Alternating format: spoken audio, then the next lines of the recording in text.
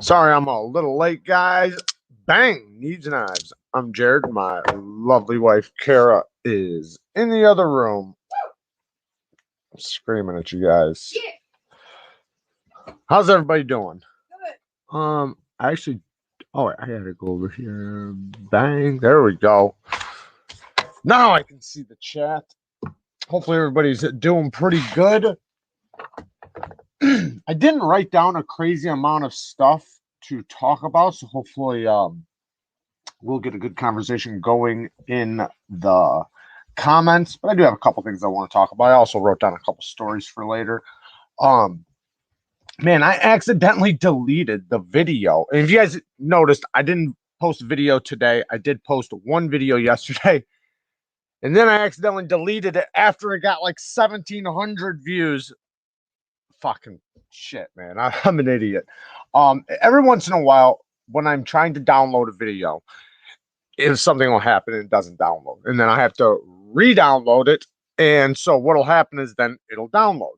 Well, then it'll show me that I have a video downloaded and done, and then another one that's still trying to download. And I always just delete the one that's still trying to download. Well, my video showed up. I seen the one that was loaded, and then the one that was still trying to download, and I erased the one that was still trying to download. But for whatever reason, it took the one that I already downloaded away. So it's gone there, and I'm not gonna. I don't know if I should re-upload it or not, because if I re-upload it, it's already got 1,700 views. So what'll wind up happening is only a few people watching. YouTube won't push it because all the people that have already seen it aren't gonna re-watch it. So it will do really bad. It'll probably get like 100 views or something, and then it won't get any more views on top of it because YouTube won't push it. Like, YouTube tries to push the content. Like, if you guys start watching it and you guys watch more time than last, they'll tell you, like, oh, your video is doing better. Like, we're trying to show it to more people, blah, blah, blah. But sorry, but that's so I'm not gonna re-upload it. Maybe in the future I'll just do another one like it or something.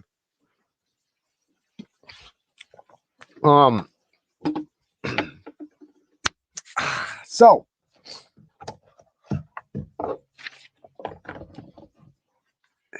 okay, so I wanted to talk about this what was it, this knife? Well, I wanted to talk about a couple different knives. So the Kubi Victory, great knife, OS 10. I'm really liking it. Guess it wouldn't hurt to it wouldn't hurt to re-upload it, but let me pull it up. No, it wouldn't hurt to re-upload it, but the problem would be is I would re-upload it, and I guess it doesn't hurt still. It probably wouldn't be a big deal. But I mean, for what? Like, if I'm just gonna put it up there for nothing, if everybody who's gonna watch it has already seen it, I don't know. I guess it doesn't hurt. You're right. It wouldn't hurt. It wouldn't help or hurt. And not that like 100 views doesn't help. It's not that. It's that everybody who is gonna watch it, that would help push it and make more people watch it, have already seen it. So I don't even know if anybody would see it. Like, I don't even know if 100 people would see it, because everybody who's obviously got the bell hit for my videos have seen it. That actually, like, because there's going to be the people that are just loyal people to the channel. They watch basically everything I post, and I think that's amazing. I love that. Then there's the people that it's the thumbnail, it's what the video is about, and they're only going to watch it if it interests them. And that video must have been pretty interesting, because in the time frame, it did better than usual.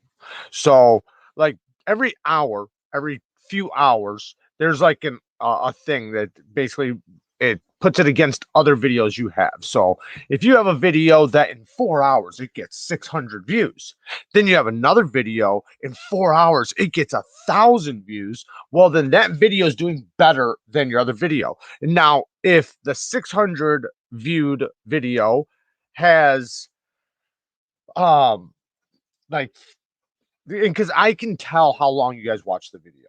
if you guys fucking cut out at 4 minutes or something, I can tell like that you guys don't watch much of a video. So it'll tell me, oh, these people are watching like 6 minutes of this video on average, or 8 minutes on average. So it'll tell me like this is an interesting topic, your flow is really good, because obviously flow and just the way you present the subject, all of that matters. Now, a lot of people just starting a channel might not know any of that stuff because the longer you have it, the more things you get. Like the more things you can really see, the better your analytics are. Your analytics aren't going to be that great when you just start a channel because you don't have any yet. They have nothing to judge it or compare it to. But after a while, you do. So it winds up getting better and better. I watched the entire video, all of them. I appreciate that. I really do appreciate that because you're one of the reasons why, like my time would go up, and I do the same thing. I pretty much, if I watch the video, whatever video it is, I watch the whole thing. For the most part, there are some videos like that, and I'm talking non-knife channel stuff that I won't watch the whole thing because I don't care. But with knife stuff, I like to do it to help, even if it's something I'm really just not okay. There was one the other day I cut out real quick because, and I feel like a dick now because I know I've said stupid things. But the things that the person or the channel was saying was, I don't know. I didn't like it. I didn't find it interesting. It kind of not irritated me or anything, but it just seemed wrong. And I don't know. I was like, I'm not watching this. And I feel like a dick now even saying it like that because I sound like a dick. But it wasn't interesting to me. It wasn't anything. Sometimes there's some channels, right, that I can watch, even though they're not interesting to me. But just because, like, just for an example, the other day, Birdshot posted that video on the damn designs, those new budget knives. I watched that because somebody sent me a link or whatever showing me that, oh, these knives are out there, relatively cheap, like $50 or whatever, and they're probably really badass because the damn designs knives are really badass. So when I watched it, I know that when I watch their video, and this is just my own biased opinion, I don't really find their videos that interesting. They don't really tell me anything that I can't already just click on the website and read, right? Um, they might show a little bit of the action or something like that. And I just, they don't really, there's nothing there. I'm not learning anything, but I get to look at the knives. So that's what I like. And that's why I watched it. I watched basically the whole thing all the way through. I even got to the part where he says, if you've gotten this far, give us a thumbs up, blah, blah, blah. So I know I watched pretty much the whole thing, but I did it just to look at the knives, to see how they look, to hear a little bit of the details they were explaining. But one thing talking about them, because I thought about this earlier. I'm surprised I didn't write it down. So they used to bash, and I don't mean they used to bash it, but they used to get on 14C28N steel a lot, and I didn't like it. And it was because they had a knife. I think it was a Kershaw on 14C28N, and they left it in like a drawer, a toolbox out in the garage after it got wet. And so when they came back, it was all rusty. It was all rusty. And it drove me nuts that after that, for a bunch of videos, they kept calling it the rusty steel. And it's like, that steel is so stainless. It's a very, very stainless. Yeah, if you fucking, leave it in a toolbox that gets wet with moisture for months, yeah, it's gonna rust. Anything is. Well, Cedric and Ada just did that test where he did M390. He did a whole bunch of steels. It was basically, he was testing the Slish Buoys M390. That's what he was doing. And he put mustard across them. And I'm going to speak on that a little bit more in 1 second. But anyways, he put the mustard across all the blades, and 14C28N was one of them. And guess what? Steel did the best out of that test, out of all those steels. I mean, I don't know if it did the best because I think like LC200N might have been in there, but 14C28N did better than even M390, which I found surprising because I thought M390 was more stainless I don't know. Anyways, it did really good. That's my point.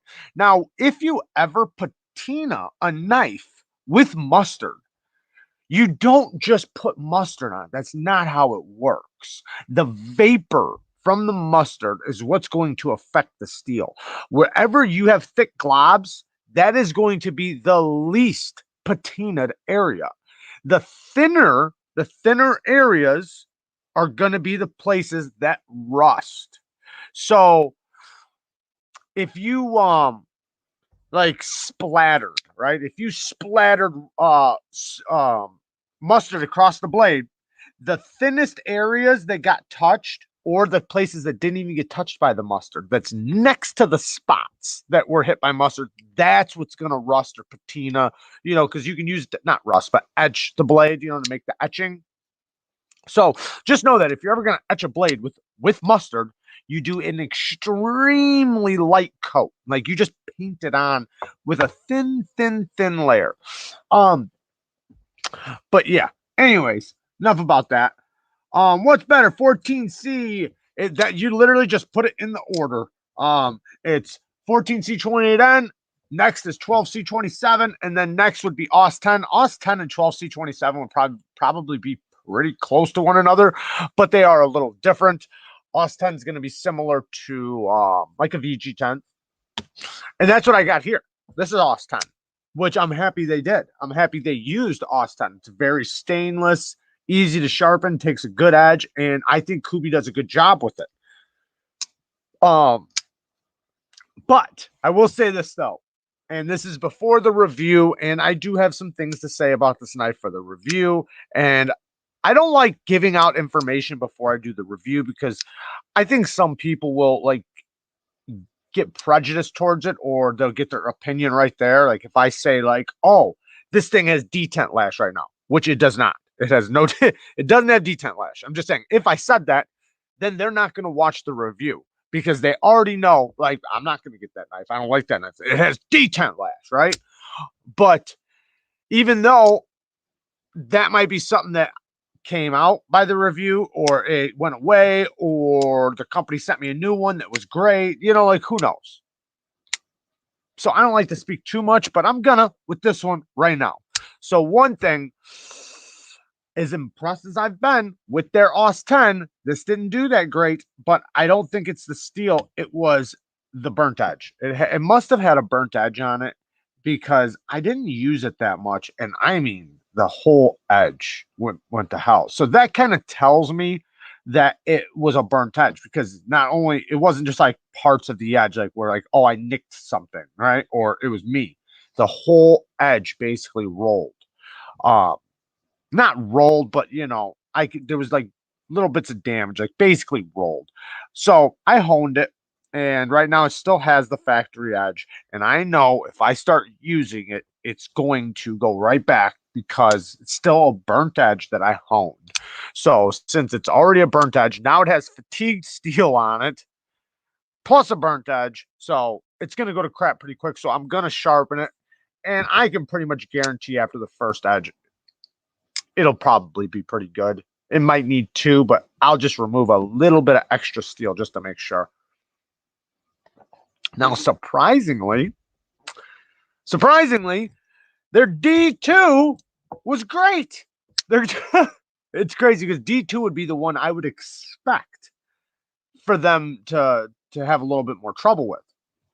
This one, man, I've been working like hell with it, and it's been killer. Like, it just, probably shouldn't say that when I'm working with knives, use that kind of terminology, but the steel seems great. I mean, it's been holding up, no problems with it. It definitely doesn't have a burnt edge, because there's no way it would be able to. I worked with it all day at work, all day, and it's still good. I might have stropped it once or twice, but still though, there's no way it could have a burnt edge and go as long as it has right now. So I just thought that was kind of interesting that the AUS10 wound up with a burnt edge, but the other one didn't. But I guess that's just all about the belt and how fast it was going, how hot the belt was. And what I'm talking about is the belt grinder when they were sharpening it on their belt sharpener, how fast it was going, how hot the blade got, so on and so forth. What's up, Laz? Punch Out TV. Depends on what you want. 12C is better for fixed blades, better toughness. 14C more balance. OS 10. 14C is a very tough steel too. That's the thing with 14C. That's why I think it goes good with fixed blades, in my personal opinion. Um, but but yeah, I think 12C is another great steel for fixed blades too. I think both steels are I don't know. I just think people don't give it enough credit for a fixed blade application because we don't see it too often. But they both would do great for fixed blades. They're very tough, hold a good edge, easy to sharpen, get very sharp, both of them. They're very similar too, 12C and 14. Um, OS 10 and OS 10A gets mixed up a lot. If you want to go sub, yes, definitely sub to Knife Sergeant's channel. Awesome channel. I know I've pretty much been watching all his videos. And I don't like him, or no, I'm just joking. No, I like his content. I always find it very interesting. He's been getting all kinds of cool knives, and yeah, I'm loving his channel. And lately, he's the beginning of his videos. You get to see his handsome face, so you can see what he looks like before he gets deeper into the video. And more is all about the sand. Oh, Mora is all about the Sandvik steels. I love the Sandvik steels personally. But you know what? Civivi, man. Civivi. I've loved 14C28N for a long time. And the reason why, when I first fell in love with 14C28N, was because I had bought a Kershaw. And the Kershaw had 14C28N on it. And at the time, I I wasn't buying like really expensive knives or anything. And I bought the knife as a work knife. And before that, I had a bunch of knives that were just relatively cheap, but they weren't like none of them ever held a really good edge. And doing construction and everything, my edge would go to shit pretty quick. So I wound up buying it, the Kershaw, and had 14C28N, and it kept kicking. Like I was surprised how long the edge lasted, and I wound up getting that same knife like 4 times in a row because either it would get stolen off the job site, or I'd lose it, or whatever, leave it on a job site, whatever. But I was just so impressed with it, and that was the first time I had ever used it. And then since that moment, I've loved it. Now, when you get to years later, and because the heat treat was always usually between 56 HRC and I think 59 or 55 and 59 or something, but Civivi's doing it even harder. They're doing it supposedly, which I do believe. I would love to see somebody actually test it, but supposedly they're doing it between like 61 and 63, I think. Um, I'm pretty sure. Maybe we should look that up because I think Stasa heard that or something. Anyways, but man, it feels really good. It does feel like an improved 14C. So as much as I love all companies 14C, Civivi's, man, it's kicking ass.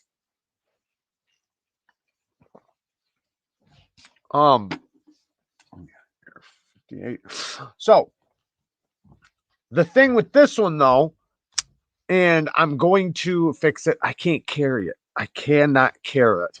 And I never thought, years ago, I never thought I would ever be a clip snob or anything like that. I never thought so. But it was just because I had never really experienced really bad clips, and not just like one, but many of them. And after dealing with so many amazing clips, when you run into a shitty clip, it really drives you nuts. You don't want to carry it.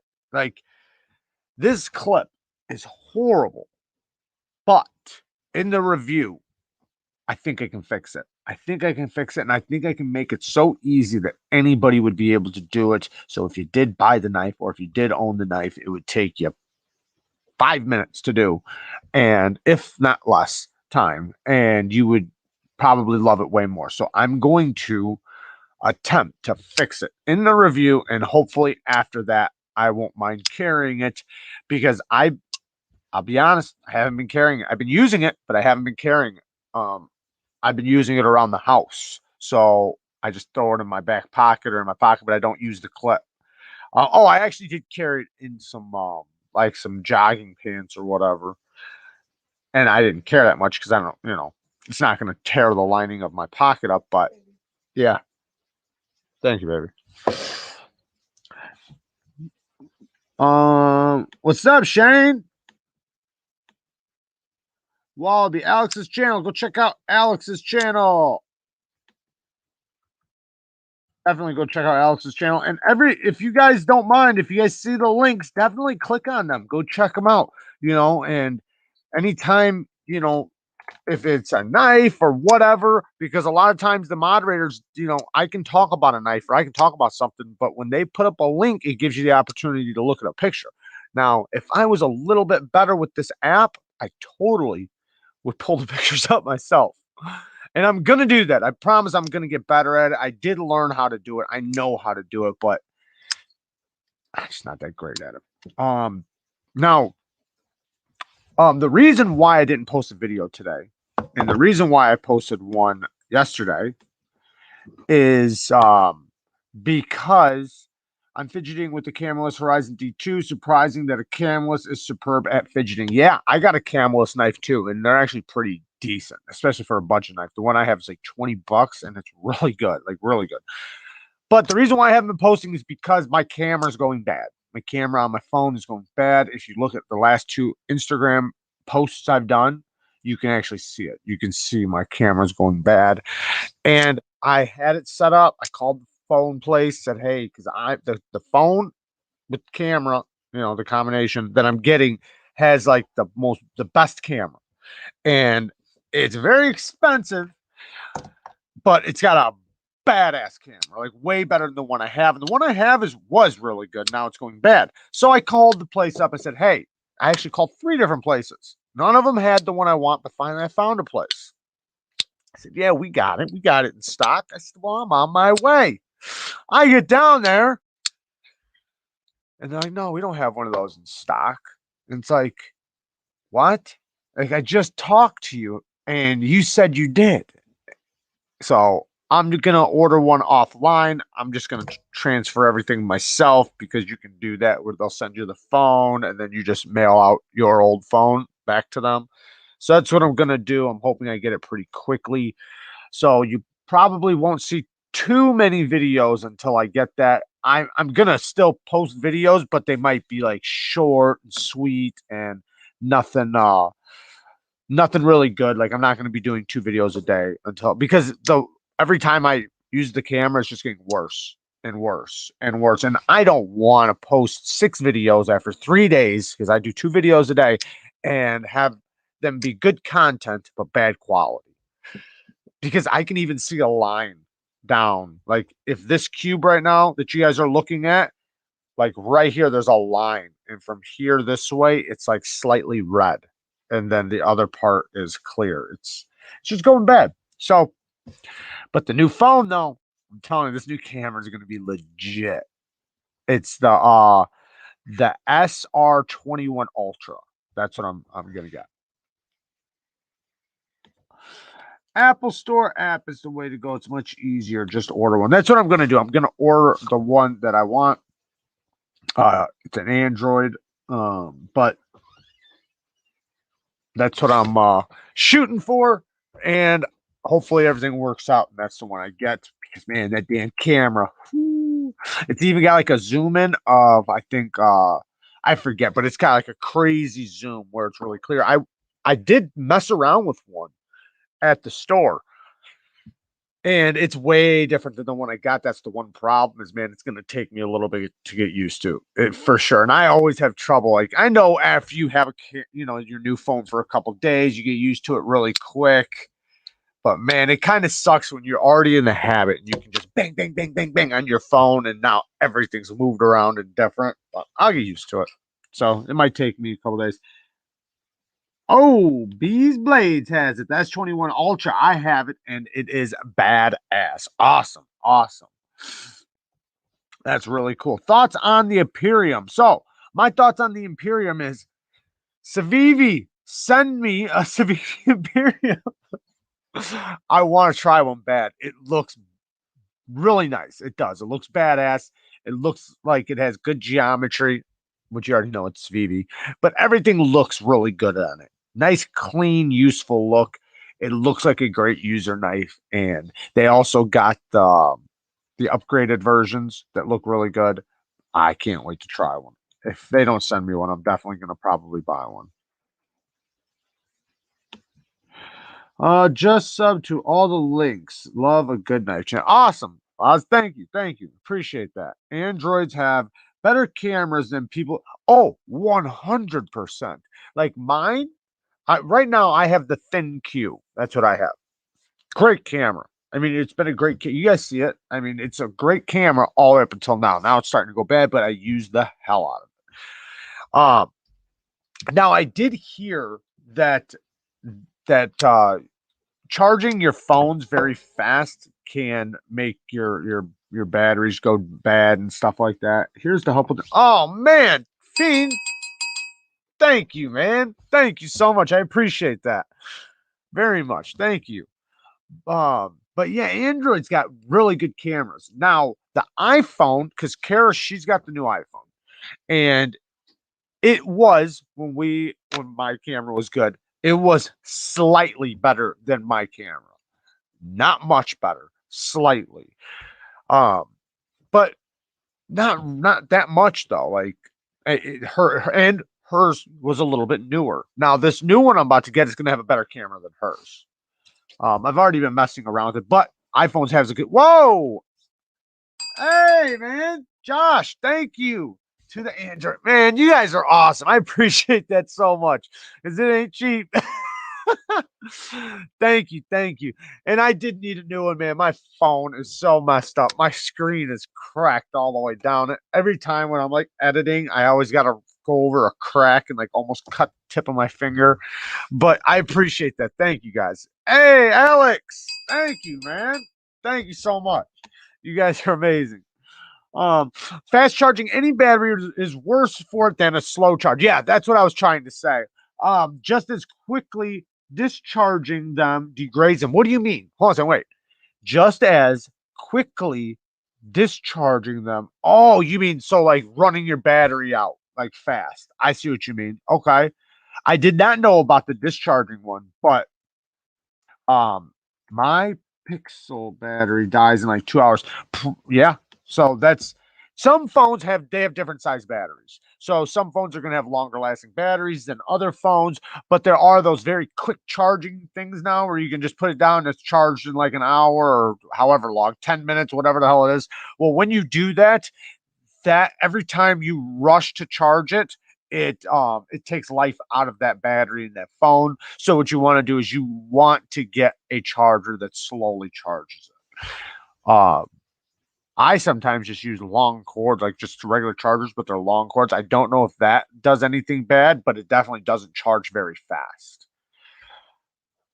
Everybody smash that like button. Thank you, man. Thank you, Shane. The Wallaby, a bit late on this, but here's Camelus Knives. Thank you, Wallaby. I appreciate that. Yeah, Android's pretty badass. I got the Note 10 Plus, and the camera is incredible.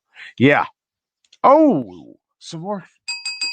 Hey, thanks, Mitch. Oh man, thank you. I appreciate that. 13.99. That's awesome, man. Thank you. Another one? Oh, Brian Doyle. Thank you, man, for the cam, man. You guys are awesome. Thank you so much. Seriously. Oh, by the time we're done with this damn live, I'm gonna have the thing paid for. Thank you. K-Bar BK40 for me today.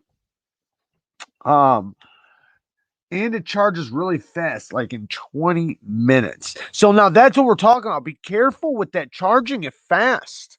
Um, and maybe that's just, I don't know. Maybe your battery's not that big, so it charges very fast. But if it's like a fast charging, just be careful with it.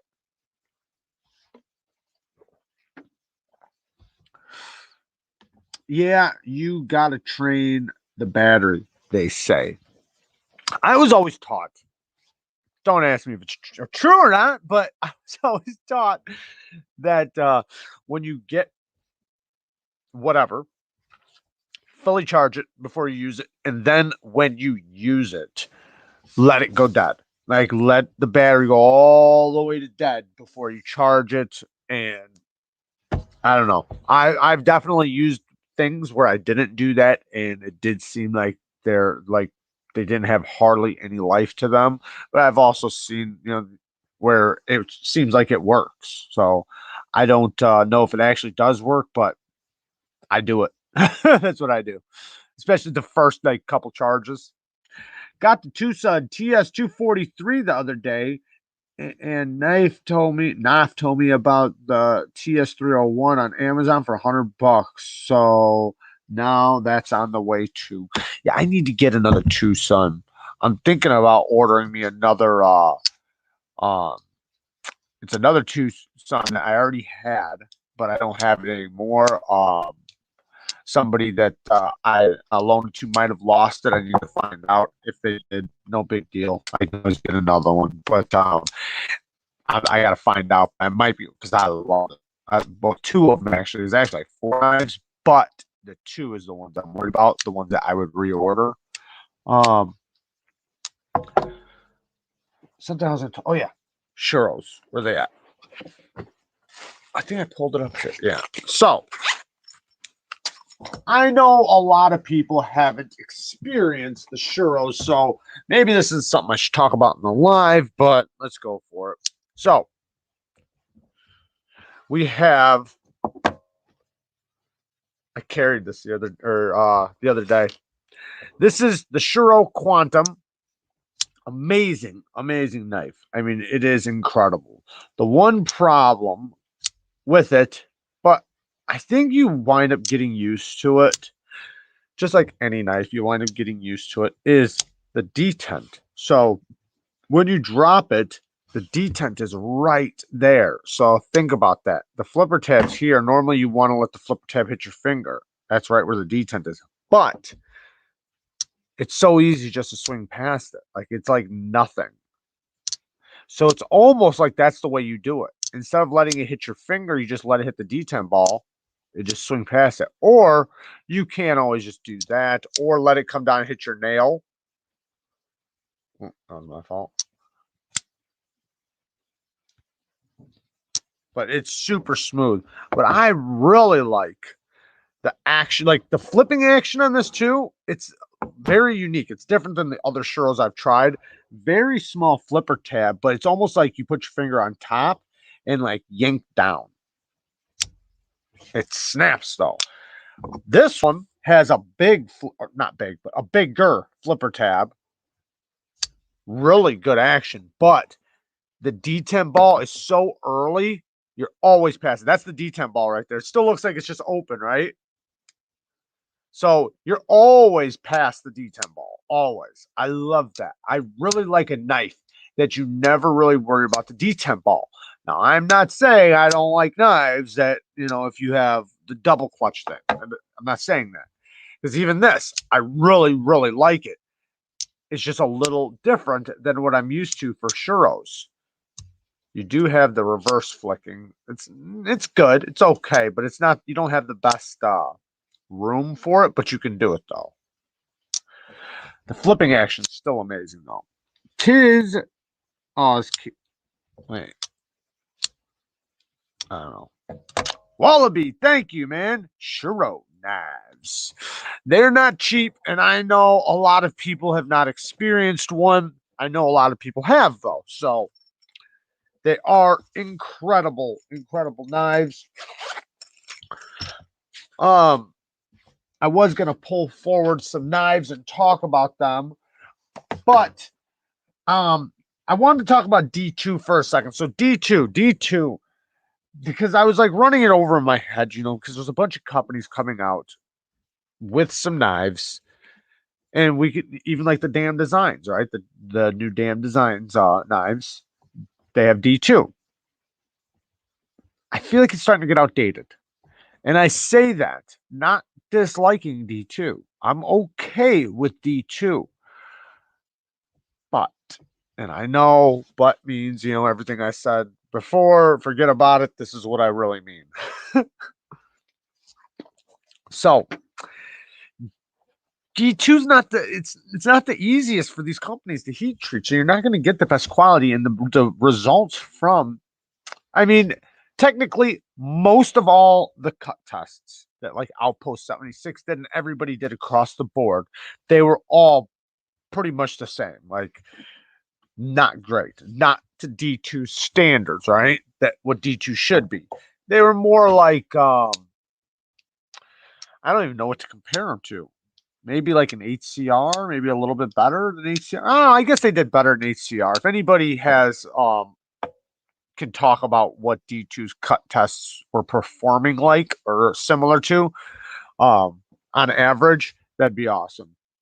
How I don't know about DC 53 steel. I don't know about it. I'm sorry, bud. I wish I did. Um EMP EDC Slenderman me today super easy to sharpen. D2. Some people have problems sharpening D2. I don't have a problem, but a lot of people do. And I'm not like bragging that I don't. I'm just saying some people actually have a big problem. Like it's harder for them. But I think for the price, right? For the price, like if I asked anybody, would you rather have D2 or 14C28N or 12C27 or OS 10 or 154CM or any of the other steels that fall under the D2 value price? 90% of people would put D2 last. And they do that because they know, at least they should know, that D2 is not performing the way it should. But it does, yeah, me too, Jared. Yeah.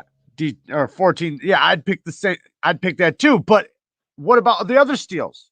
Like a lot of people were wanting 9CR over D2. A lot of people were. So in 2021, should we still be putting D2 on our budget knives? Or should we be doing 154CM and 690, 14C28N, OS 10, LC 200N? I don't know, just whatever you want to say. You can pick any of the budget steels that are really good quality instead of D2. Now, why are they putting D2? I can tell you why they're putting D2 on there because they're getting it for dirt cheap. Probably cheaper than dirt. They're getting it cheap, really, really cheap. That's why you have some companies that can give it to you for 25 bucks, while other companies are giving it to you for 50, right? Some companies are going to have to pay a little bit more overhead because they're going to have to pay the designer, they're going to have to pay this, whatever. But I think in 2021, which D2's value has been going down, and like we see in QSP, it's it's less than what you would have seen it last year and the year before, because I remember when D2 was a super steel. But at this point, I think for $30 and under is D2 value. Now, I'm not saying I wouldn't pay 50, right? I'm not saying that. I'm saying that that's what I think they should. I think if they're going above 30 bucks at this point, use 14C28, use 12C27, use any of the other steels that people will be more impressed with, that you're not going to be paying that much more for. Really think about it. They're really not. Even Rake was doing what, 14C28 knives for what was it, 30 bucks? So if they can make money on that, then you should be able to make money at 50, 60 bucks. I don't know. Maybe I don't know enough about the whole money part behind the scenes of what they're making and what they have to pay off and everything. But is my mom in here? I see a bunch of people saying her name, but why is my thing backed up? Maybe my thing's backed up because I don't see my mom. Oh, there she is. Hey, mom. But yeah, I just think that 14C or any of the other steels, and I don't mean to just keep saying 14C, any of the other steels, except for like 8CR, would be better than. And don't get me wrong, I was the same guy 2 years ago saying stop using 8CR and start using D2. But we're beyond that now. And I like D2. I'm not saying D2 is bad. I'm saying that for the price, D2. Now, don't get me wrong. If you got a company that he treats it in small batches the way it's supposed to, D2 is amazing. It's way better than, I guarantee most people have never even experienced good D2. They don't even know. It's kind of like even like this 14C that Civivi's doing, how much better it feels than normal 14C when it's heat treated to a higher standard. Same thing with D2. D2 it has better edge retention than S30V when it's done right. When you're getting from these production companies, it's going to get more like 9CR performance, basically. I think that's basically what it was getting.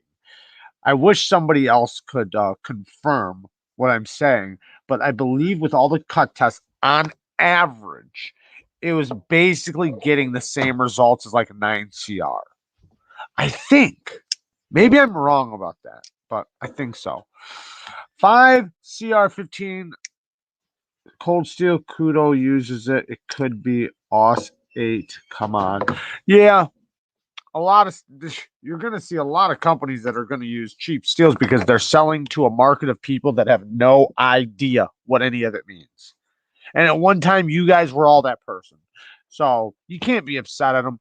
They're taking advantage of ignorance. That's a They're taking advantage of somebody who doesn't understand steel. They don't understand what any of those things mean. They could stamp anything on there. And right on the package, this is the most toughest, incredible edge retention steel on the market today. They could just write some shit like that on there. 5CR15 MOV steel is highly corrosion resistant, incredible edge retention. What do you mean? Like, oh, if you didn't know? Yeah. Yeah, it does. It does. You're like, oh man, I got that good stuff. That 5CR15 MOV steel. And I got it for only $35, man. And it's supposed to be the best in the world. Just listen to it. I thought Cedric and Ada's VV9CR as one of the top performing budget steels. I thought it's VV's 9CR. I don't know. Oh, maybe.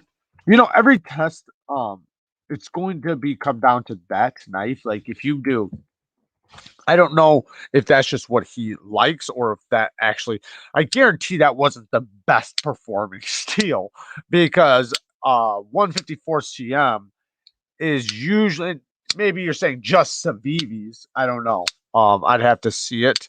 But on average, or usually like 9CR is going to do not as good as like a 14C's. I've never seen a 9CR do better than 14C, but we're talking about I don't know if you're just talking about just Civivi or we're talking about all budget steels because yeah. And also, let's be clear about this. Twisted sisal rope is what he cuts every time. That's not going to be very, unless if that's what you do, you cut rope. I'm not saying there's anything wrong with the test. I love the test. I always watch them. I always watch his videos. I think that test is amazing. Hey, thank you. Get that damn Android Imperium and Nitro-V. What about that steel? I like Nitro-V. And thank you for the donation, bees. I really appreciate it. Man, I want it. I want the Imperium, and Nitro-V is a great steel. I like Nitro-V. I've used it from Civivi, or we, whatever you want to call it, but I've used it from them, and I've always been impressed with it. They put it on their Fair and Forge knives. I actually got one. I got one sitting over there. So yeah, they do. I think they do a good job with it. I think it's similar. If you were gonna ask me, like, oh, what does it seem similar to? It seems similar to like the OS 10, in my opinion. Yeah, that's what I'd probably put it like right there in that category. OS 10. Hank says, "Hi, Kara."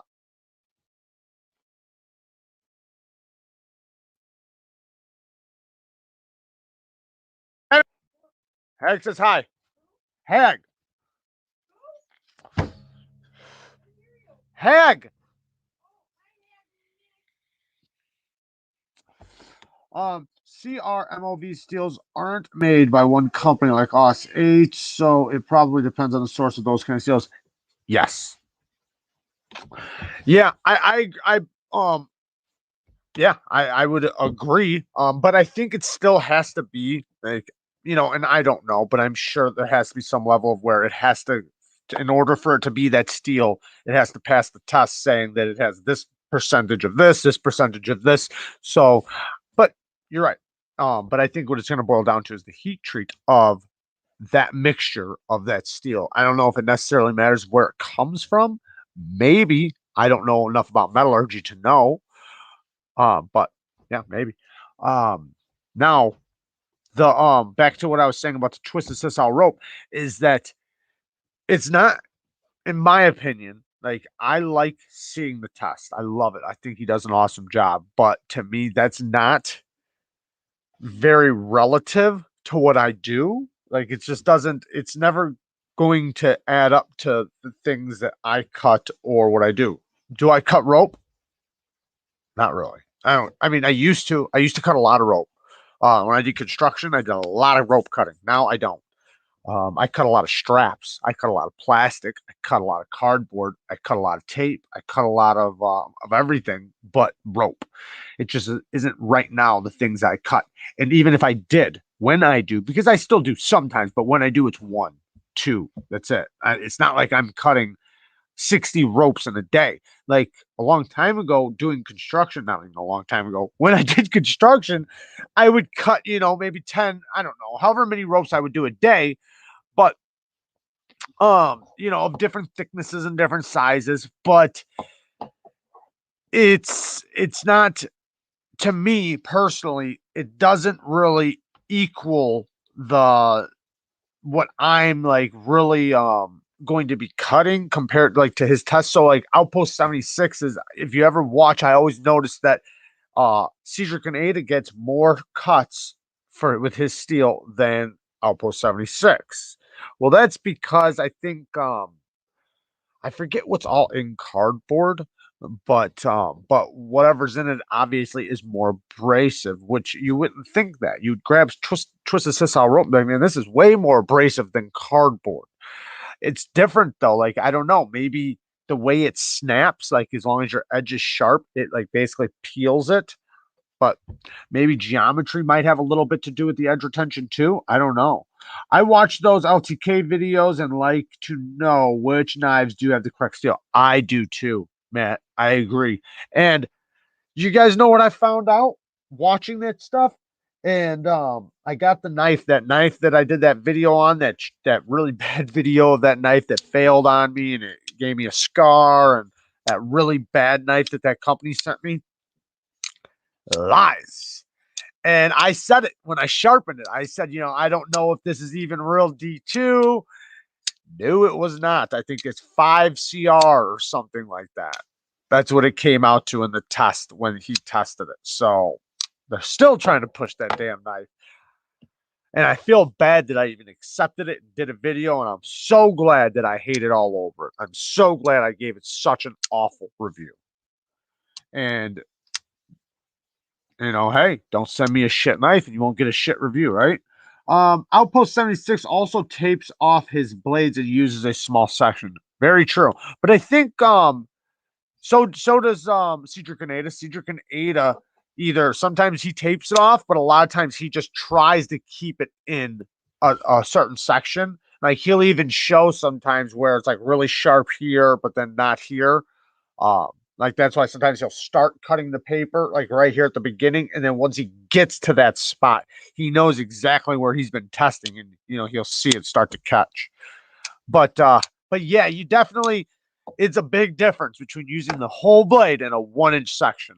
So if you do have somebody doing a test with a whole blade versus somebody just doing a 1-inch section, they're gonna get way different results. Way different results. Ding ding ding ding. Did I miss it? Hold on. Oh, Alex. Or no, Benjamin. Benjamin, thank you, bud. Thank you. Let me pull it up. Ding, ding, ding, ding. Thank you, thank you, thank you. I appreciate that. Man, you guys are awesome tonight. Thank you. You guys are awesome every night, but especially tonight. Oh, in my opinion, Outpost 76's cut tests are more real world than Pete's, but Pete's is way more entertaining. Facts. So true. But yeah, I agree. I agree. And I still think Cedric and Ada's is still real world. I just don't think that it's going to be as relative to most people. Now, for somebody who does cut ropes a lot, yeah, it's going to be. But, just not me personally. Everybody's going to be different, right? Good evening, Dan. Yes, I did, Benjamin. Thank you, bud. I appreciate it. I was just a little late to seeing it sometimes because I'm watching two different screens, and I don't know why. This one is always later than this one.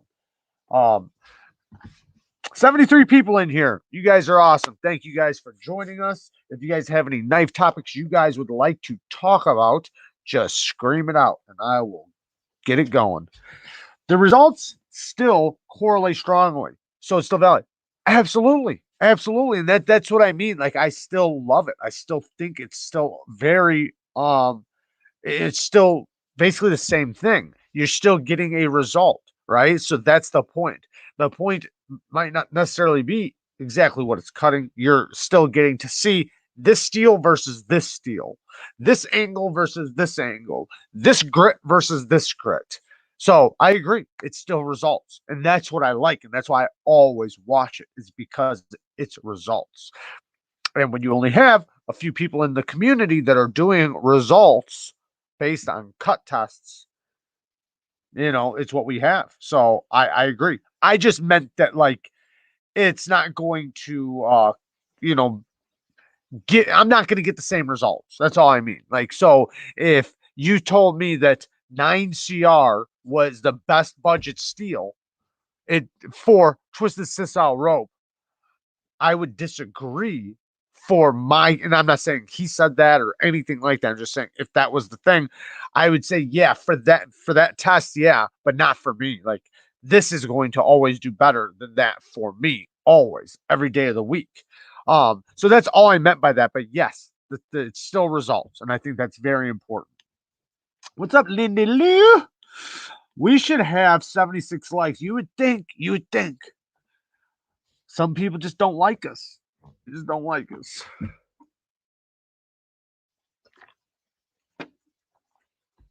Man. Oh, I've been carrying a Slim Midi today. Oh man, I love this damn knife. Such a good knife. And I know Lefty EDC. Shout out to Lefty EDC. Definitely check out his channel. I just sent him some knives too. So he's got some knives of mine. And I also want to talk about that too. Shout out to, well, anybody who's donated knives to me. But one thing that's really awesome, and I don't think I've ever really talked about this, but whoa, lavender pants, you son of a bitch. Ha! It's going to my phone, pants. It's going to my new phone. It ain't going to her damn games.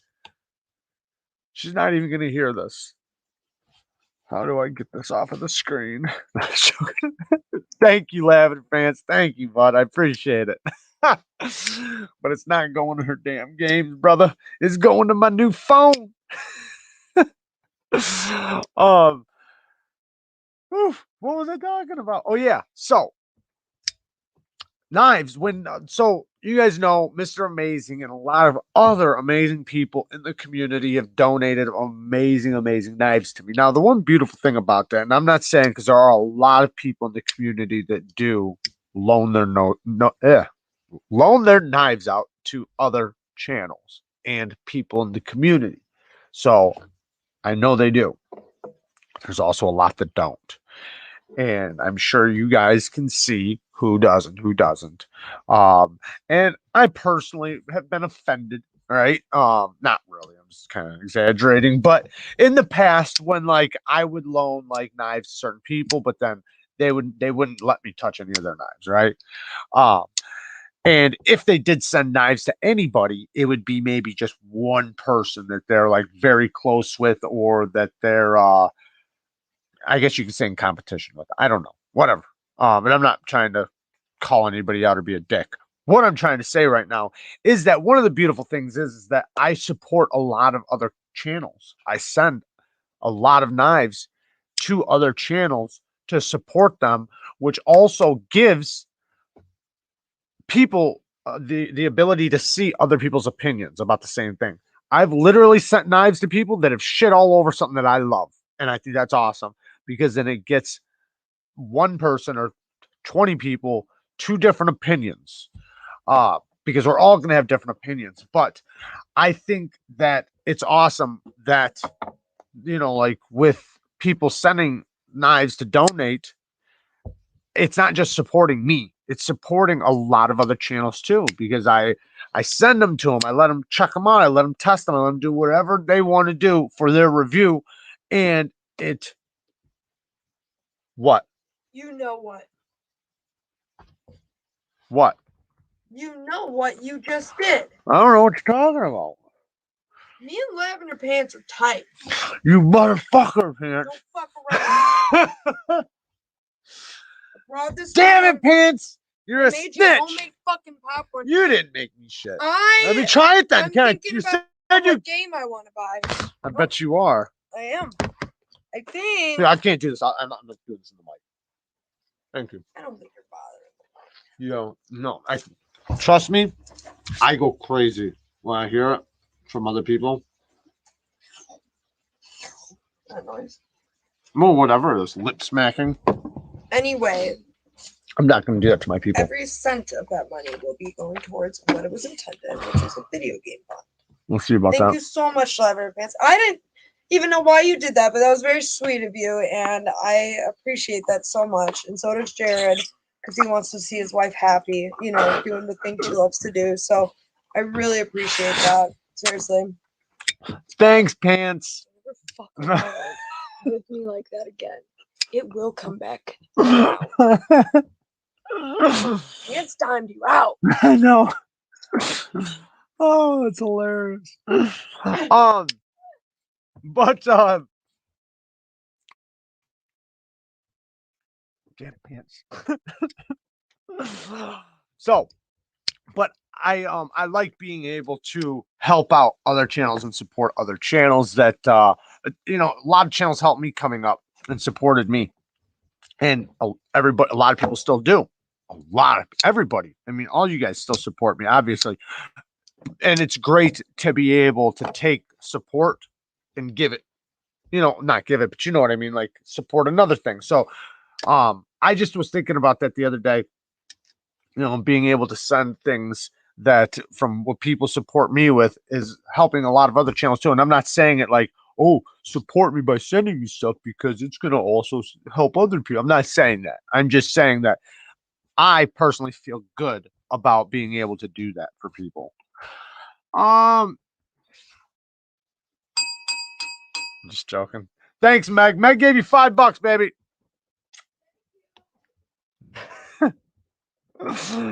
Thanks, Meg. The look on your face. Thanks. Pretty good. Mainly just doing homework today. That was to Mark H, not to me. But yeah, this community is amazing, and I think it's awesome that we all do support each other so much, especially the ones that do, share the love, so to speak, or support other channels and help out with other channels. And I know there's some that don't. They just don't. You'll never see them really send anything to anyone. And if it is going to somebody, it's going to be to one specific somebody, like somebody that's in the same realm as them or something. And whatever, that's their choice. They obviously, are nervous about their stuff. And thanks, Meg. You're awesome. Thank you. Thank you very much, man. That's so awesome. Every donation will have game fund written. Oh man, he knows. He knows to tell her no. He does not want his slim midi taken for a week. Are you watching this or something, or are you just listening? I said you're listening.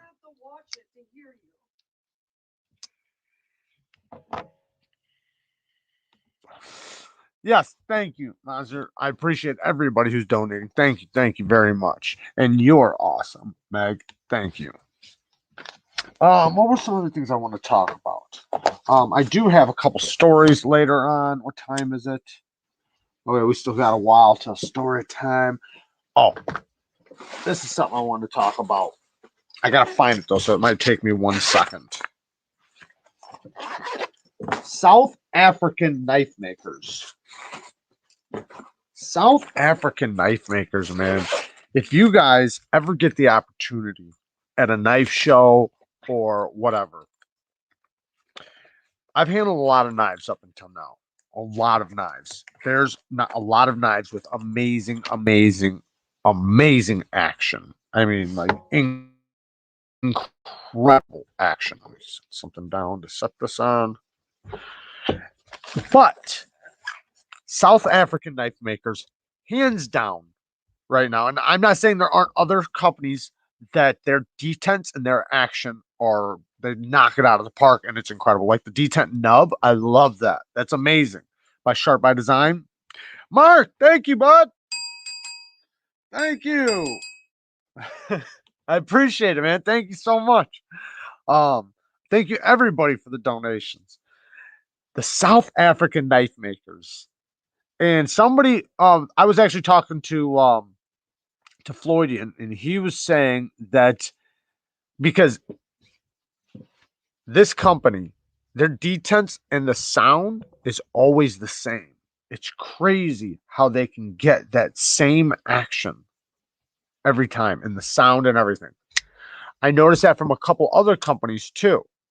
Now, he said something about that it has to do with the geometry. And I don't know how that works, but probably.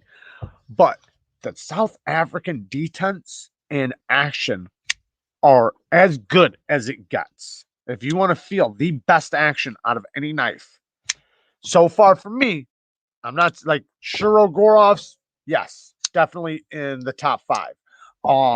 Sharp by Designs, definitely. I've even felt incredible detents from a lot of other companies. Hell, my Slim Middies, bang. Wee knives, bang. I mean, all incredible detents. But the South Africans are on another level. They really, really are. It's different. It's so different. Now, they're not all the same. They're not all built the same. But like even that Harukas Blummerus, I've held 2 of those, and they were almost identical with detent, and the sound was identical. But it's crazy how they can do that. They can get that to be the same. And look at this thing. This thing, it's so crazy how smooth this is, but not even just the smoothness. It is very solid.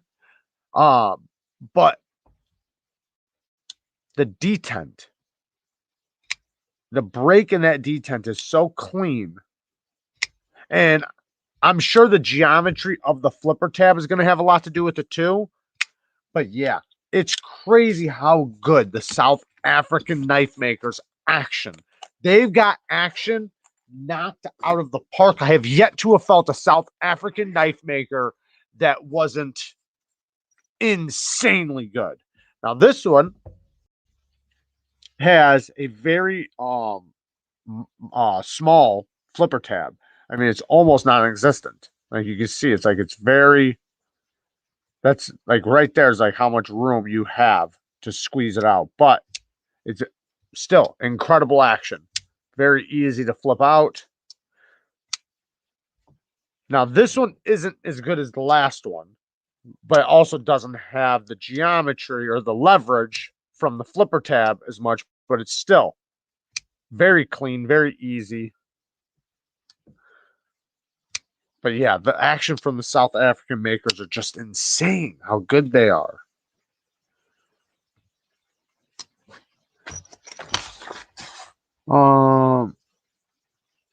Andre Thorburn brings the heat. Absolutely.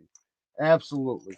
And a lot of other ones too. It just seems like South African makers across the board.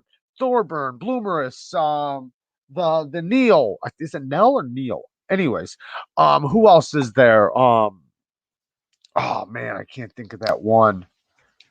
Anyways, they're all amazing.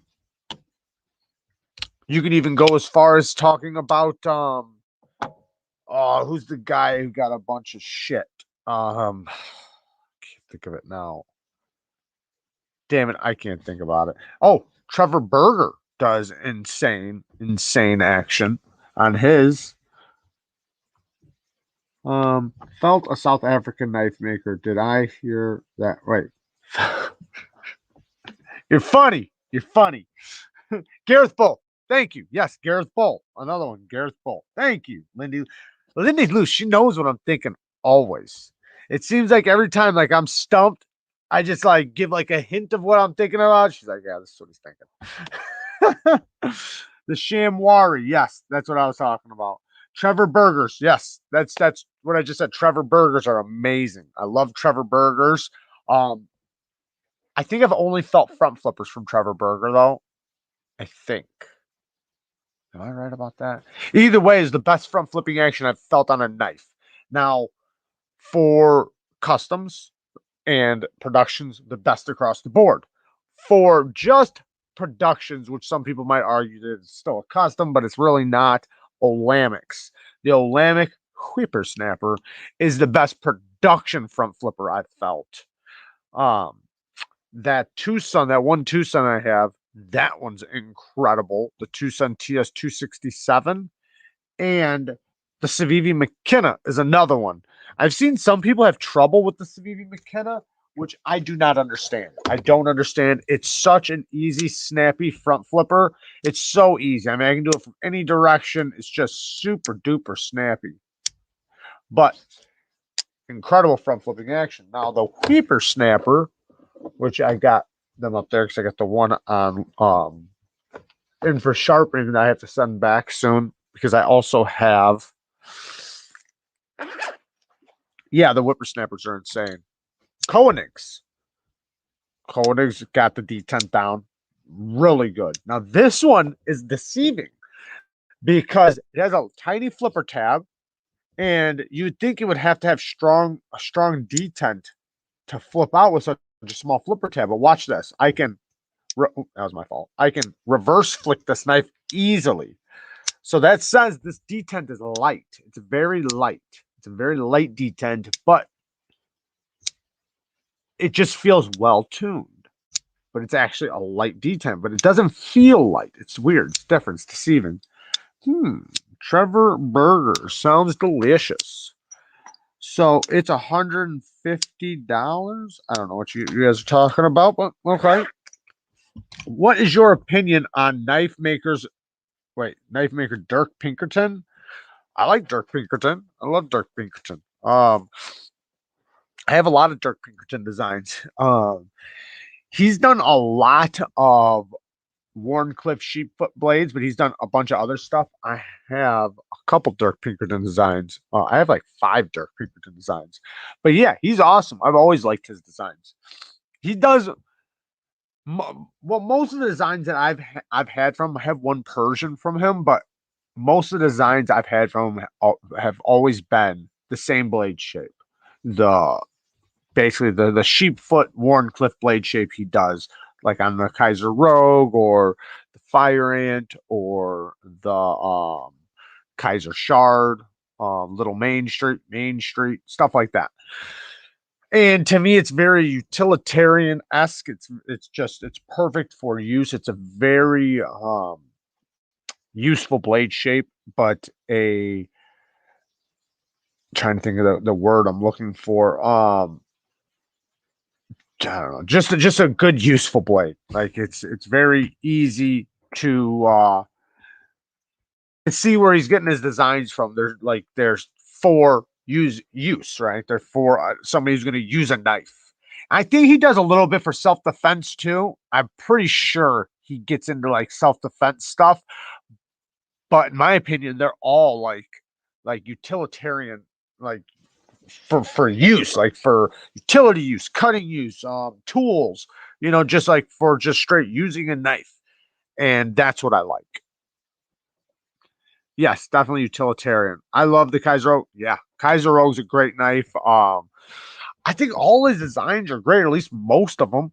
I think like with the concept Mujer, I think that was a little weird.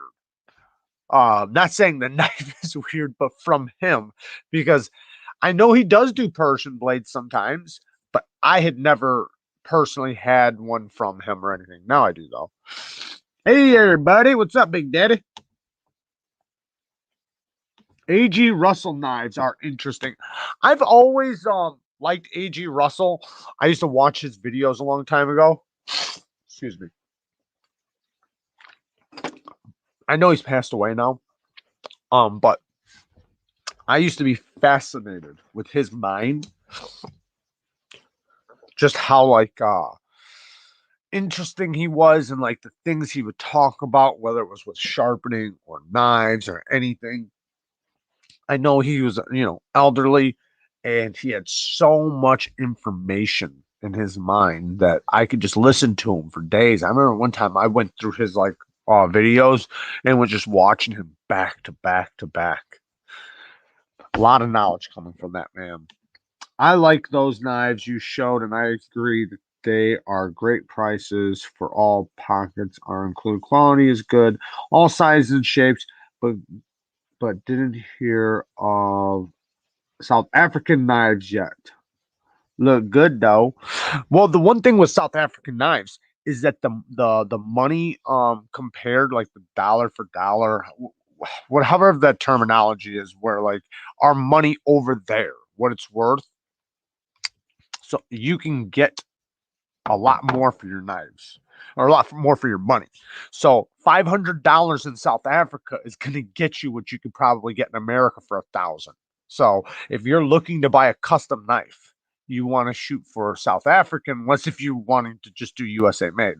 In that case, do whatever you want to do. But if you're looking for the best bang for your buck from a custom knife, South African is the way to go because the way the money translates, it translates different. So you're going to get a lot more for your money from South Africa. Yep, definitely some defensive knives like this one. Yeah, Dirk Pinkerton is definitely into self-defense knives. And yeah, check out that link. Not that we're talking. I'm just joking. I'm not going to even go into that.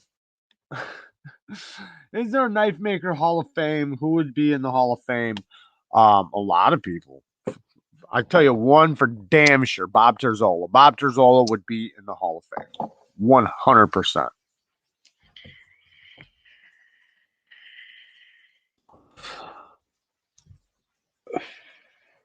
Only drawback, I'm waiting for it to pop up on this side. I'm trying to read Knife Sergeant's comment, but I can't pull it. Oh, there it goes. Oh yeah, Sinkovich too. Yep, Sinkovich would definitely be in there. Only drawbacks I've found South African makers so far is they tend to use small hardware, all T6 pit included. Yeah, I know. That's the one thing that I also have an issue with that I don't like either. I would like to see larger hardware. Now, I did notice when I took apart their knives that it was good hardware, very good hardware, but very small though. They were nice and deep, which I did like, which is going to stop them from stripping out as easy. So I didn't have a problem with their T5. I think that's what it was. The whole knife was like T5s and it had T6 pivot. I did not like that, but I didn't have an issue. So that was one good thing. One knife that I'm really interested in. I'm talking about like this is kind of my grail right now. And I think they're only $500, and it's from South Africa. It's K. What's he? Oh man, KB. Let me find one really quick. I'm just gonna give me 1 second because man, I'm loving this guy's stuff, and I keep seeing it on my feed because I've been liking it. I've talked to him like once. How do I get to Instagram? Here we go. I see him on Instagram. He has 2 different pages, but I think it's like KB knives or something. Come on.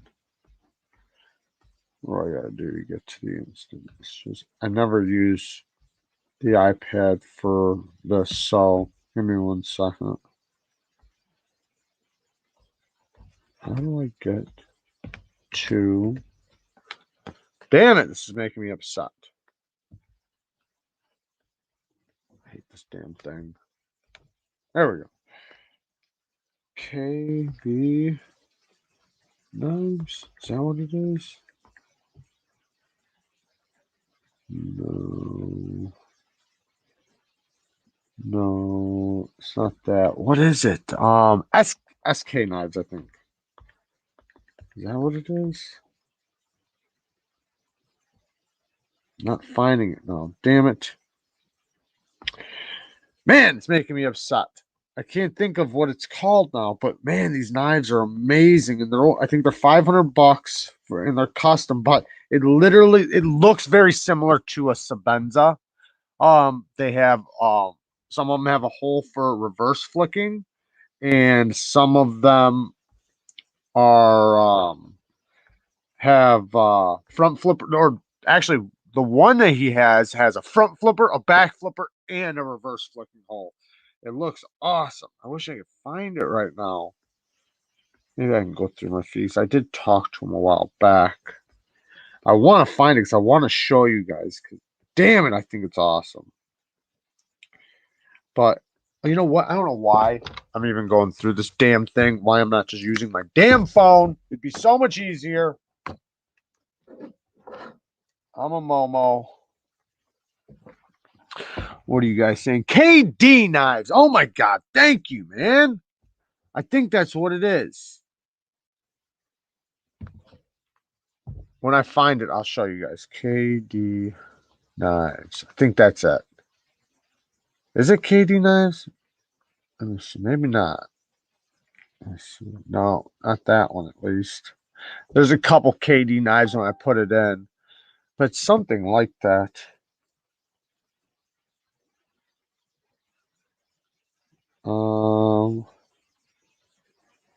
It kind of looks like a Sabenza. Let me see if I can find it in the feed really quick, because it usually pops up in my feed. I'm trying to think of what else it would be. I think it starts with a K. Maybe it's SK knives. SK. Did I say that before already? I don't know. I don't want to make you guys sit here with me looking up something that doesn't look like I'm going to find. But yeah, badass knives. I wish I could show them to you guys. Oh, I'm so mad right now. I'm just going to look through my feed really quick and see if I can see our count. Because I talked to him a while back and I asked him how much. And he said around 500, I think he said. Or it was I think it was 450 actually. I'm sure he has different prices for different knives because some of his knives he's using really good stuff. What is that? 80-15 for 150 GP knives. Somebody's asking a question. Zachary, the prices just get crazy when looking for customs. Not saying they aren't worth it, but if you're looking for customs or semi-custom fixed blades makers, that's my most knowledgeable topic. There's some great custom fixed blade makers, and the heat treat is going to be outstanding. If you want to get into custom heat treats and really feel what steel is about, then yeah, going to not just any custom maker, because I'll be honest, I have felt custom makers that they don't seem like they got their heat treat down as good as companies or guys that are trying to get the most insane, heat treats. So, but if you already know, like from hearing from the community that this is where it's at, you can feel custom heat treats in the steel by going to a custom fixed blade maker, which you'll be able to not, have to sell your liver or something or your kidneys. What's up, Chris Wolf? K Dina, I wish I could figure it out. It's starting to make me upset.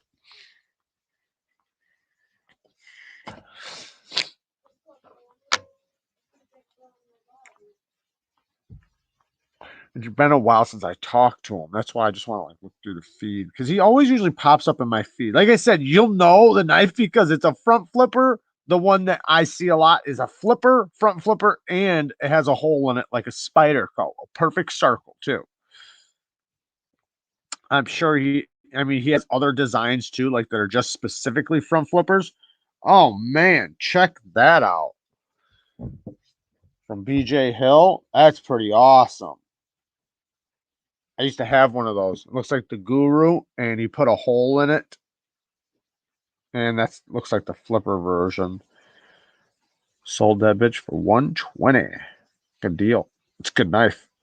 Great knife. I kind of feel like that knife, the Guru, is kind of like a budget Sabenza. Oh snap! Some Trevor Berger front flippers just got stocked with Damasteel inlays. Pretty sick. That is awesome. Hell yeah.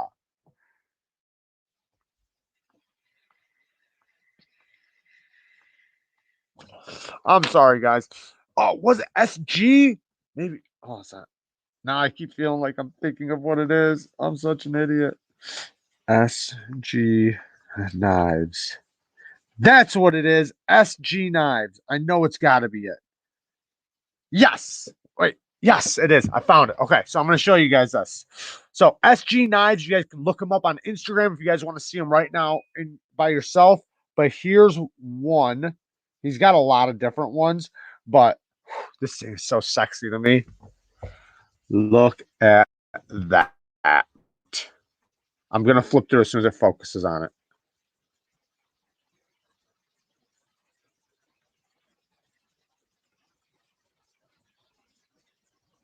Damn it. To the other side. Now you're going to see it closed.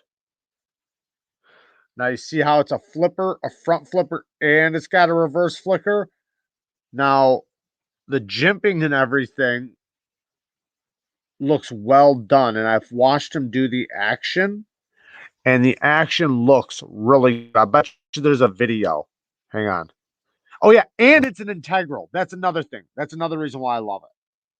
Because it's an integral. I want one of these so bad. Oh, here we go. Here we go. Here we go.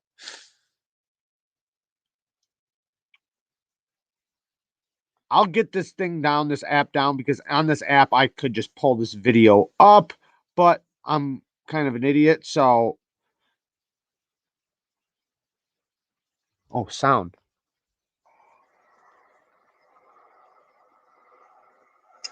Has a good sound, too.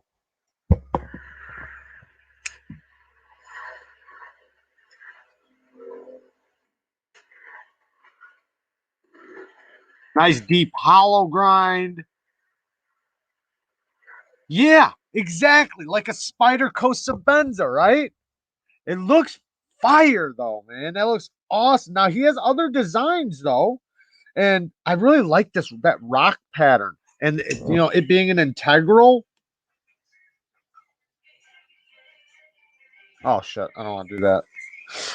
play some music on here to fucking take my shit off, copyright me. Now look at this one. Same thing, but now this one doesn't have the rock texture. But you can see it has a nice deep hollow grind. Thin hollow grinds always have a great sound. Yeah. And you can see the swell in the handle right there, how it's got like a swoop or whatever you want to call it, where it's like that one looks like it's got one part of the scale is thicker and then it gets thinner on this side or something. He has one that where they look like they're equal, but then it has like one swell right here in the middle that, you know, maybe just to give you a little bit more girth. Like I said, he does have a lot of other ones. Like here's one with just raw titanium, looks like with Damas steel.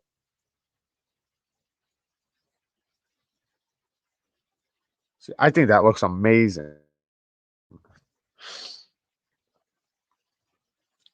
He's got some like with squared out handles in the palm area right here. And then he's got some that are just round, like a teardrop. I don't know which one I like better though. The teardrop or I mean, this is the design I like best from him.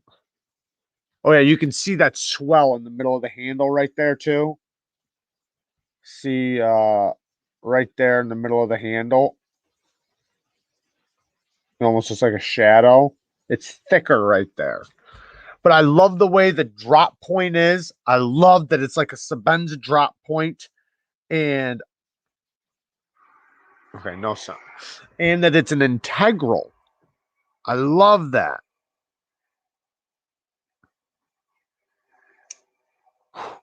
You guys probably didn't hear that. That snap was nice. Come on, focus.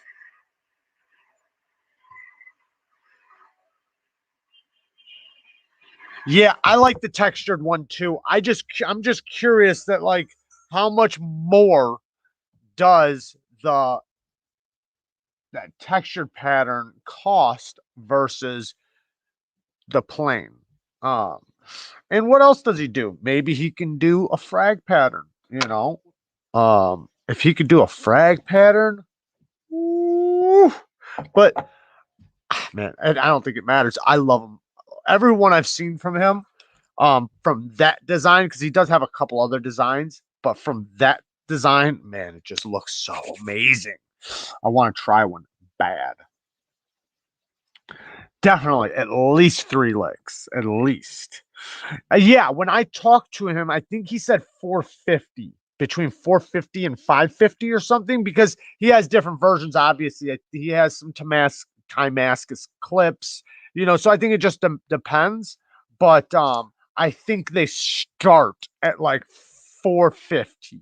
Don't quote me, but I know it wasn't more than 500 to start. And that to me, that's not too bad for, think about it, an integral custom with a hollow grind, and it looks, I mean, the clip looks like it would work so good. So to me, just I can look at that clip and tell that's a good working clip. No, it's not super deep, but it looks like a nice smooth clip. Like a Sabenza.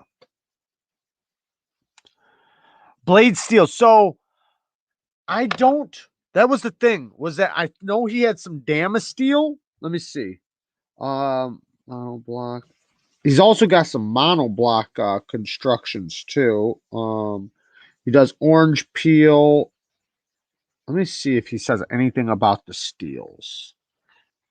Because I don't know. I think the one I did see, I think it was 154 cm, but I don't remember. And I know Damas steel. I've seen some Damas steel from him. Okay, so this one says it's a 3.3 inch non-monoblock with Timascus accents. Oh, that one's not done. So the blade is 3.3 inches on the one I like. But oh, RL Max blade. RL Max? What's RL Max? Does anybody know what RL Max is? I don't know what RL Max is. I have no idea. Now, I would imagine being a custom, I without getting one in hand, I don't know like how great the tolerances are. I don't know any of that. I know looking at it, it like looks like a knife I love. I can't speak on the tolerances or any of that or how well built it is or anything. It looks badass, but I've felt some customs that are a little rough around the edges because they are custom. It's not he does have like I think he does everything like I don't think he has a CNC. I think he does it all by hand. I'm not positive on that. He might have a CNC machine. I know going through his videos, I see him doing most of the stuff by hand. So I don't know. He's also got this little guy. It's a little cleaver. They're a little cleaver. And then he's got this little guy.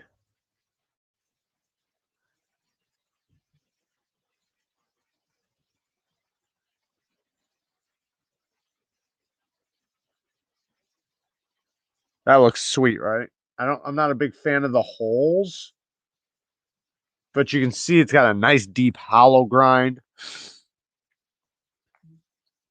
Yeah, here you can really see the grind in this one.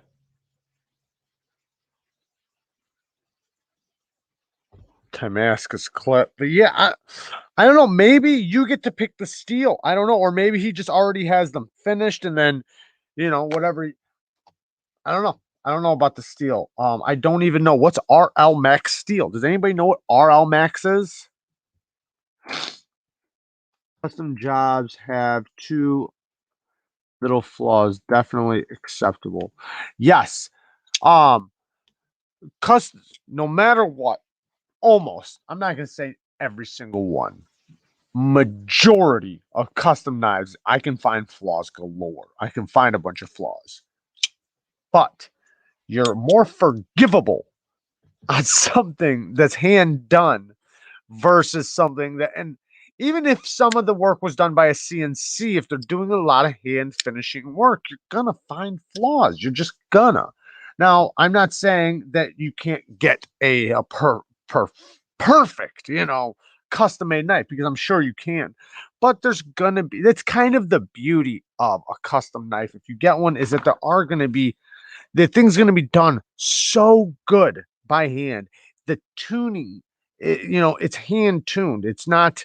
It's to the point to where they tweaked it so much to make it so perfect. There might be little inconsistencies here and there, but overall, it's going to have a lot more love and care involved than something that was just cut out by a robot and assembled by hand. They might be more similar from one to the other, right? Not always either. A lot of times they're not that way, but a custom is going to have a lot more of, it's a lot more personal. The guy got to test it 100 times over to make sure everything was working good, and just to fine tune the detent and make sure it was exactly to his standards, that one specific knife, instead of 1,000 knives coming out and them just making sure it works, right? Let's do that frag again. Yeah, I'd be loving the frag. Oh, we got the frag.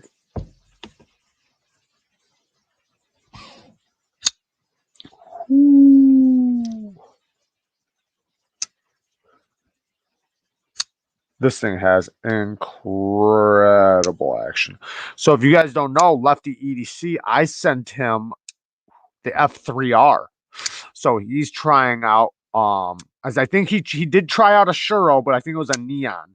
And I told him, I said, man, the larger ones are better. And I'm not hating on anybody who has a neon. It's just my opinion. I like the larger ones from specifically Shuros. Now there are some companies where I prefer the smaller version from the other one, but specifically for the Shuros, I prefer their larger ones over their smaller knives. I've held two or three of their smaller knives, and these bigger ones, in my opinion, are way better. The flipping action's better. And so I told him that, and I sent him mine. And since he's left-handed, that's why I didn't send this one, because if you do hold the lock bar, you can't flip it. I mean, this thing, you will get deadlock on it. Now, holding it in the right hand, you have a place to put your finger, right? So with the liner lock version with the carbon fiber, it doesn't matter because it's a liner lock.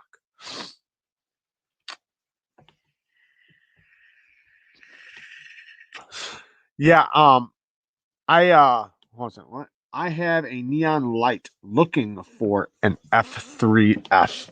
Yeah, I like the F3R. This is the F95. The F3R, I did find a company that does the scales for the F3Rs in like fat carbon. I didn't price them out or nothing, but I was looking around. Let's just say that I was looking around. Jared, send my show back to me. You've had it long enough. I seen one somebody else has, and it was a neon frag. I think it was Abby. Yeah, Abby Normal. He's got a neon. I thought it was an F95 because it looks so similar, but it was a neon with the frag pattern. I have the Shiro Kami. Right now, I got the Shiro Quantum here for review. Very awesome. The detent is just, it's in a bad place, which I'm surprised because they're so good with their detents normally. It's just it's late. Like if you look at the difference, this is where this one sits. This is where this one sits. Look at that. So this one always past the detent. This one you have to shake past, but you can reverse flick this one though. You can always just let it drop to your nail if you find the right spot, or just move out of the way because it comes swinging. Because if you're not out of the way, man, that thing's coming down. It's fast. Their bearing system is insane. Their actions are great. Now that one though is more fall shut. My Shuros that I have are more hydraulic. Now you see that? It's still, it's more of a control. It's a consistent drop, and then maybe right before it gets to the end, it might click in. But it's just more of a controlled drop. This one's more of a fall shut.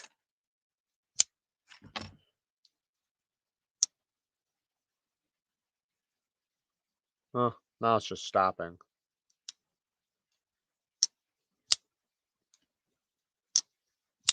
Maybe it's just because I'm hitting that lock bar over. I don't know. I guess it's similar. You got to get used to that detent ball though, but it's easy to get used to, just like with anything. I'm waiting. Where we go? I'm waiting for a drop smooth. Wait, I'm so stupid. I'm waiting for a drop so smooth and so sharp that it takes off the thumb when you go to unlock it. There's a lot of them like that. Like this one, man. You got the flipper tab in the way, but you move your finger, it's coming down, Jack.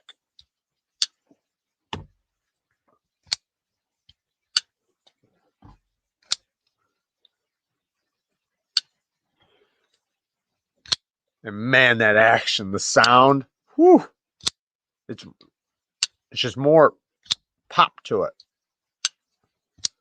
Love that knife. There's a lot of knives that are, crazy action like that. Like even the Demco. Look at that. I'm not forcing it. I'm just letting it tilt. That's smooth. You ain't stopping that one.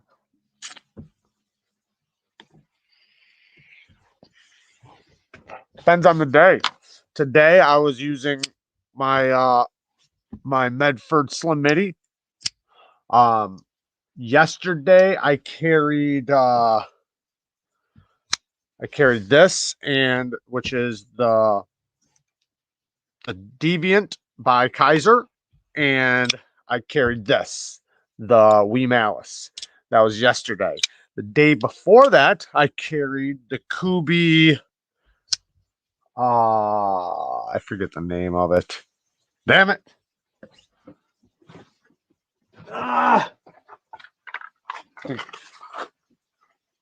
That's the victory. The Kubi something. I forget. Damn it. Sorry. I got the box. The Kubi Carve. Kubi Carve the day before with I also had another knife with me. I don't remember what, but I had the little QSP penguin. That was the day before that. So it just depends on the day. I don't get the whole drop shut thing when I use my blade to cut. I sure as hell don't watch the blade drop shut. I close it and that's it. Yeah, I think what it's about is just the level of smoothness. It says a lot about the tolerances, because if it's very solid and it's still very smooth, then that speaks to the tolerances on how nicely fit they are. No, the action doesn't say a lot about the quality always. Sometimes it does, sometimes it doesn't. Like, you don't want a knife that's supposed to be smooth and you have to two-hand open it, right? If I'm going to be able to flip it out really good and have good flipping action, which a lot of people want, like especially me, I want a knife that I can open up very fast. And I like being able to close it. I don't need it to drop shut. I can swing it shut, but I don't, even if I swing it, I want to be able to, because most knives I can swing shut, but I actually show this. I don't know if I did a video on it, but so this week I had to do where I was hand stickering labels on bottles. So thousands and thousands of bottles. So, but with each one, we have this new thing that we had to put on it. And it was a tiny, tiny little sticker that we had to put on top of the sticker. These stickers are this big. So to peel them off, I was using my knife, because if you try to peel them off with your fingers, you can't see the direction. You can't it just doesn't work. They're just too small to get accurately in the exact spot you need. So what I would do is I would take my blade and I would take the page that they were on. Let's say this was the page, and I would go like this and peel it off, hook it to the tip, and now it's on the tip of my knife. And then I would lay it on the thing and use my thumb and take it off. Well, doing that thousands of times, it was very important for my knife to be fast. Meaning, I open it, I do the thing. Now, I can set my knife down, but maybe I might do that for 3 of them, but now I got to go back to the bigger stickers. So I'm not just going to leave my knife sitting there open. So I want to get it closed and back on the table. And I'm not putting it back in my pocket. I'm actually just setting it back on the table.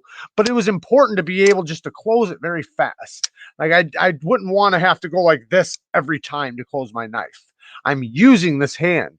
I'm literally grabbing things, doing things with this hand. So when I'm using this hand, I want it to be nice and fast. And that was, in my opinion, good for me. It was good because it saved me a lot of time, a lot less hassle. Do I need it? No. Is it better for me? Yes. Does it work better? It makes life so much easier for me for certain jobs. Not all the jobs, no. Of course not. Some jobs it won't matter. But certain jobs, it does help out a lot. So it just depends. But I had a button lock one day. Worked great. I even used the Mannix one day doing it. So this worked out great, and then right back. Get it open, peel the sticker, bam, right back, bam, peel the sticker, bam. It worked out really good for me. Whoa, dang. I thought that was to somebody else. Not even talking to me.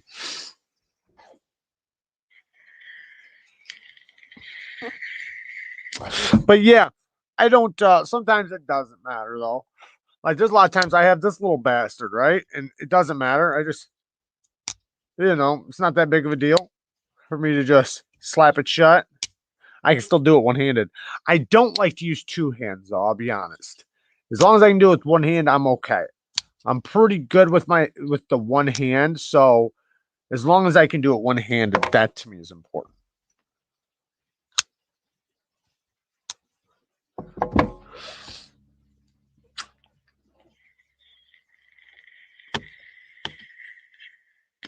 Unlike a locking plus safety. Oh.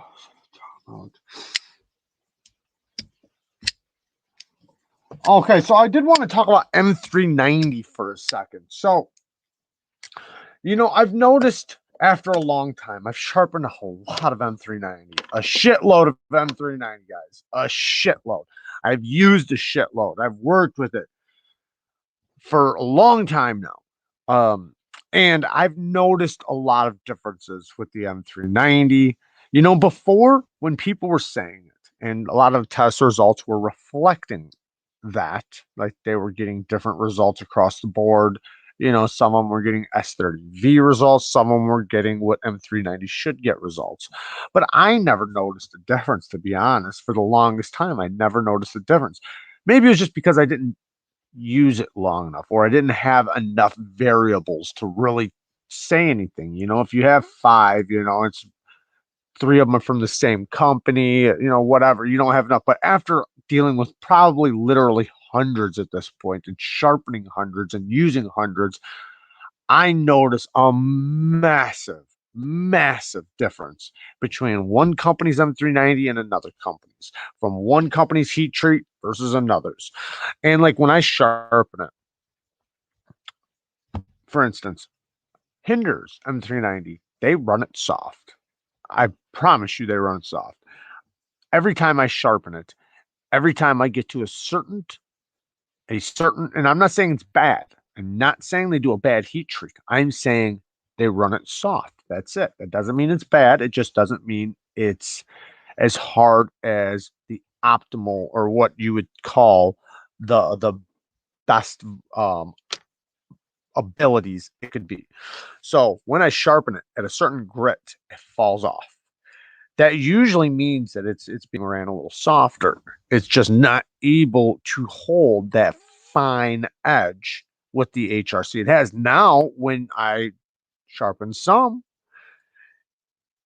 it will go as high as I want to bring it. It just does amazing. So I can usually tell that it's doing pretty decent, or it's done pretty decent. Not even just that the quality of the heat treat's good, because that is the most important, but the HRC is probably on the higher side. Now, I could be wrong about that. Maybe the quality is just a little bit better of the heat treat.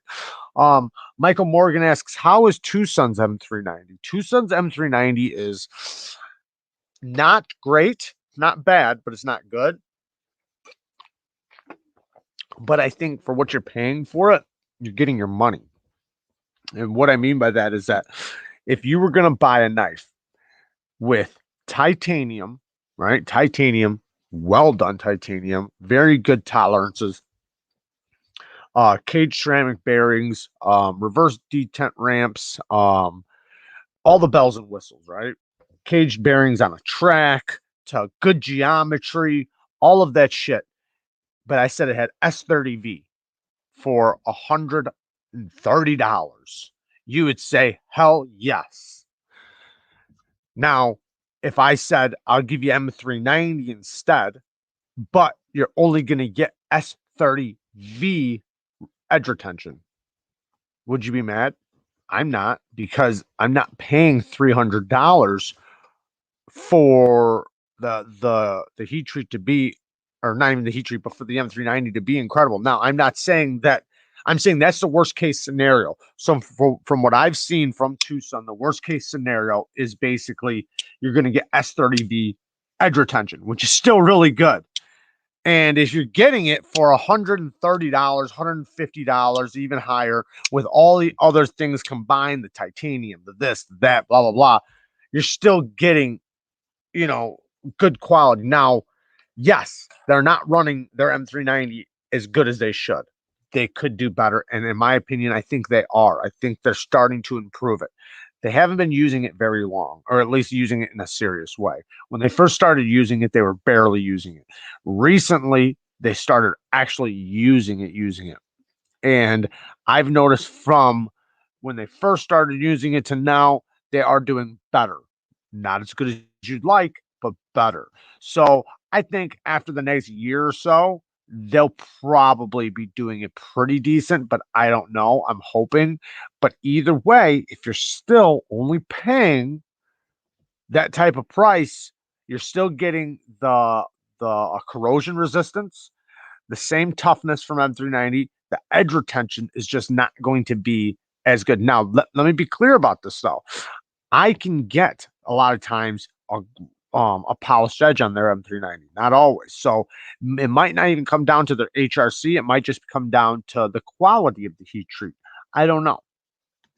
Um, was about to pull the trigger on a Tucson M390, but the Cold Steel 4Max popped up, so I'll have to wait on the Tucson. I have no problems with Tucson's M390. I know people like do, and they do because they see in the test results that it's not getting as high as it should, but it's also not. It's not like it's horrifying. It's not horrifying. It's just not as good as it could be.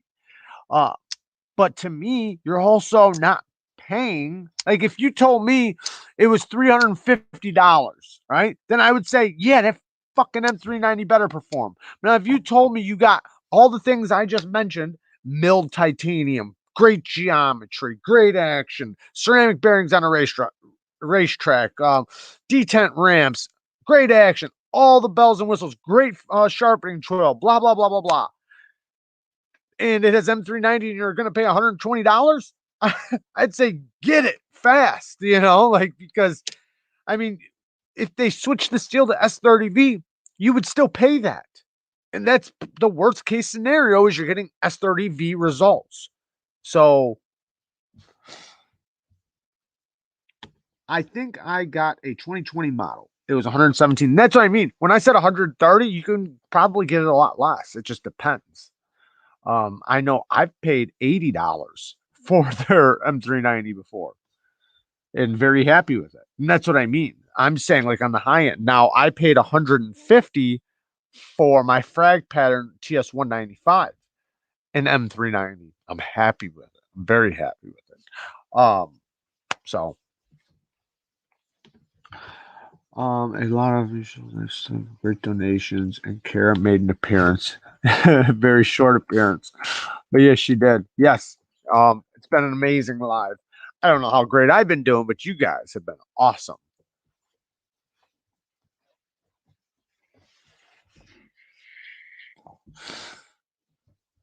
I'm thinking about in this review, I'm thinking about taking off the copper and doing a patina on them and showing how to do the patina in the live, and then just adding that in the video of how to do. I'd probably patina it and seal it and show how to do that to copper. So if you guys ever wanted to do it to any of your copper, you could. 25 to knife. I feel like the closer you get to a steel's higher HRC range, the more variation you tend to get unless you're dialed in. I can see why many companies lean on the softer side and say it's for chipping and toughness. Yeah, I can say it too, because you are going to get with certain ones, certain steels, it will be chippier. It's not going to be as strong, or I don't want to say strong. You have a better chance of it chipping. Now, some steels, they can handle that. That's why they're a super steel. They're supposed to be a certain HRC. That's where you're going to get the performance out of it. Now, if you run softer, you're not going to get the performance, but yeah, you're not going to have to ever worry about chipping. But you're also not going to get the performance. With me, I would rather get the performance. Now, obviously, there's a line there. There's a line of which I don't want to go over because now I'm definitely going to have to deal with chipping. But I think there's a line of which I'm not going to deal with chipping. I'm going to get the performance out of it, but I'm not going to have to worry about chipping. So, but yeah, I agree. And in some companies, I'm not mad at it. I'm not mad at it. Like Hinders, it kind of makes sense because when you're putting it on a hard use knife, right? A hard use knife, you might not want it chipping, or which I don't know, because it's so thick. I don't think you would have to worry about that anyways, because the thicker it gets, the less chance you're going to have of it chipping. But if you're using the knife the way it's designed to be used, maybe, if you're chopping with it, I don't know, doing whatever the fuck you do hard with a knife, light prying and a little batoning and stuff like that. Then you don't have to replace as many knives for people saying my knife is 1 or 2 HRC low. Yeah, I just think with some, like, okay, when we're talking about M390 is great area for HRC. I think is between 61 and 64. And most companies never even get it to 62. But if they can get it above 60, everybody's happy. It's a problem when it's 57 to 59, because that's the HRC that we want to see on S35. It's just for a long time, a lot of the companies were doing all the steels, every steel. When you seen their HRC, it was always between 57 and 59. That's what they all said. And the problem with that is that all steels aren't good at 57 to 59. Certain ones are, certain ones aren't. So it should be that steel. What's the best heat treat for that steel? Because what are they selling us? They're selling us a steel saying this is a super steel, right? This is a super steel. Well, guess what? It's not. It's not a super steel unless if you get it to the right HRC and with a good heat treat. It's just a steel until then. It's super steel when it's done the way it's supposed to be done. So why are we paying the high prices if not to get that super steel level of super steel? You know what I mean? It's like I can sell you fucking S35 VN for $200. Don't even heat treat it. You still want it? No, you probably don't. But if you're going to get the level of S35 performance out of it, then you're like, yeah, I want it. Well, same thing with those. It's just because it says the number on it doesn't mean it's going to perform. It doesn't mean that it's good. It means it has the potential to be good. So are you going to fuck me over on that potential and just sell me a piece of shit? Or are you going to do it the way it should be? And now I'm getting my money's worth. What I don't like to hear is when people say, oh, well, if they did it, you'd have to pay way much more money. Why? Why? For them to do a good heat treat on my steel, I have to pay more? Like, I understand if we're talking about custom level heat treats, but that's not what I'm really talking about. In that case, don't do that steel, right? If you can't put that steel to a good level performance, and I'm talking about for an expensive price. I'm not talking about like say Tucson selling it to you for $100. I'm saying when a company's selling it to you for $350, $450, they should be getting the right heat treat on it. I shouldn't, if you can't do it to the right HRC or the right heat treat, don't use that steel. Use a steel you can do that with, so that you're at least selling what you're advertising. But if you're advertising it at 57 to 59 and people are still going to buy it, then whatever. At least you're telling the truth. Um, what's a knife in 14C28N and my card is steel? Haven't tried neither and want to. Tucson's. The Tucson riffle. The Tucson or Tucson. What am I saying? Tucson Civivi. Sorry, Civivi. The Civivi Elemental Button Lock, the Civivi Element or the Civivi Riffle, and the Civivi Brazen. But I don't think the Brazen has my card. I think that's G10, but they have 14C, so good 14C too. That's why CRK perfects their S35 VN. Absolutely.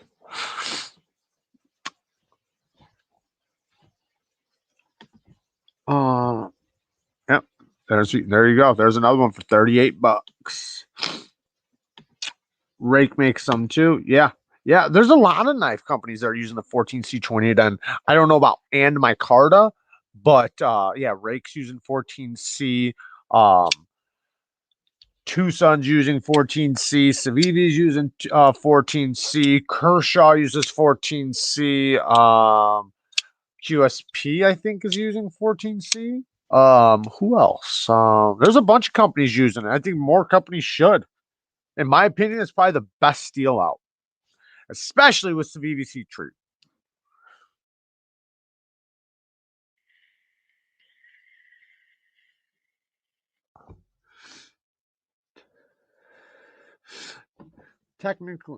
Technology went up in skies. Steel should be better for less of money, but they cost and sell garbage. Laugh out loud, yeah, and the killer would be someone like Metal Complex or Nick Shabazz trying to get rid of the competition.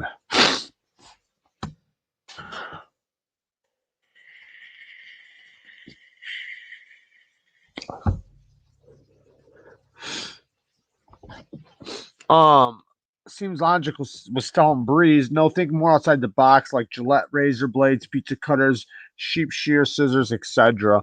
That'd be like for like regular stainless, but if but 14C was originally for razors, and it was supposed to be, I guess, heat treated in like assembly line. That's what Steve was telling me. So that means that like they could easily, it's for production knives, right? It's for knives that are being pumped out, and to be able to put a good heat treat on it fast and easily, so that's why it seems like companies, when they do attempt to put a heat treat on it, they do a good job with it. It's pretty much a good job across the board because it's made for that. How do you think Shabazz got so big? Slow and steady, slow and steady. Put in the time, put in the work. Made videos. I think at the time when he started, there wasn't a lot of knife channels out there, and I think he's. I'm not going to say picky, okay, because picky I think would be kind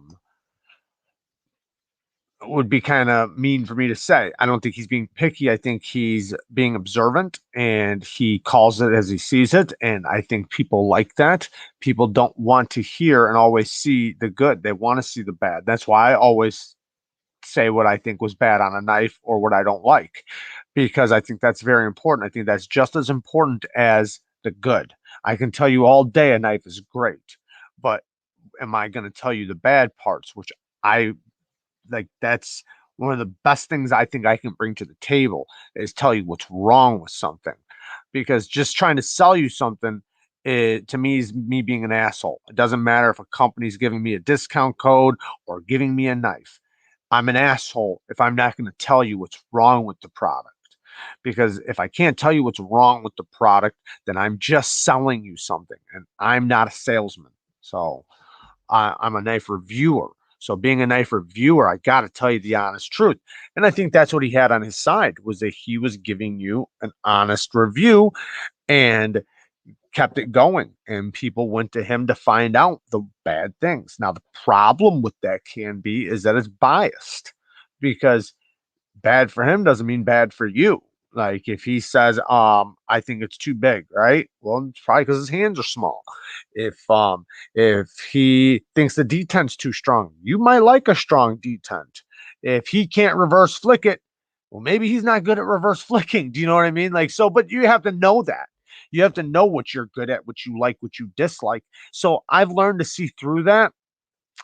There are certain things though, like obviously if it's bad, it's bad.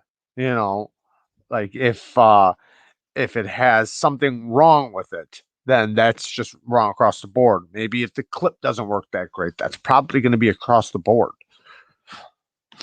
Shabazz was around when there's like 6 mainstream knife channels too, and his voice, yes.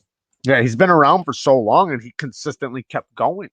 A lot of channels since he started has given up. That's one thing I learned from a YouTuber that was saying how he got successful with his channel. It wasn't a knife channel, but he said that he was told by another person that you got to stick it out at least 2 years, longer than that. But the point is after 1 year, he said like 80% of everybody that started a channel in your same area of expertise is going to quit. The second year, 90% will. He's like, you want to be in the 10%. If you can't hang in there for 2 years and doing it through all the stresses and all the bullshit, not making nothing, not getting any views, not doing this, not doing that, then don't do it because you're going to quit. So if you don't have that in you, then don't do it. And if you do because you love it and you love talking about it or whatever, then you have a lot better chance of being successful in it. But it can't be, hey, yeah, bang, 8K. Are we there? Ooh, we're so close. So close, so close. 7.9. Here we come. We're almost there.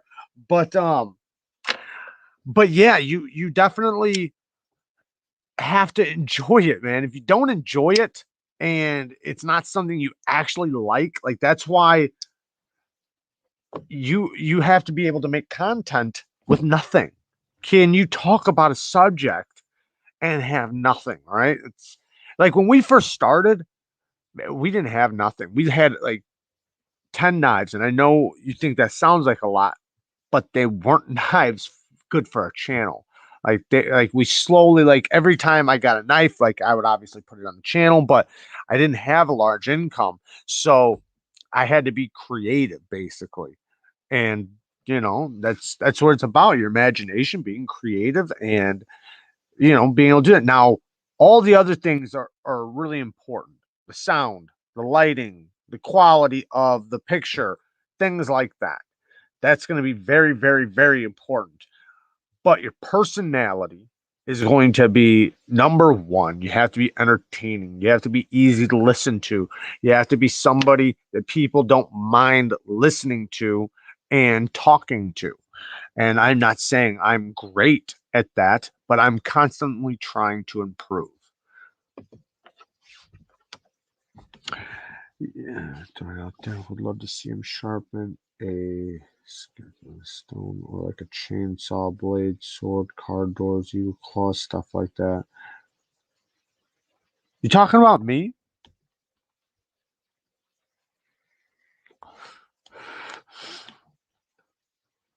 What's up, diabetic? Oh, Michael, well, that was pretty good. I know you guys are talking to each other, but I'm still reading and getting in on it.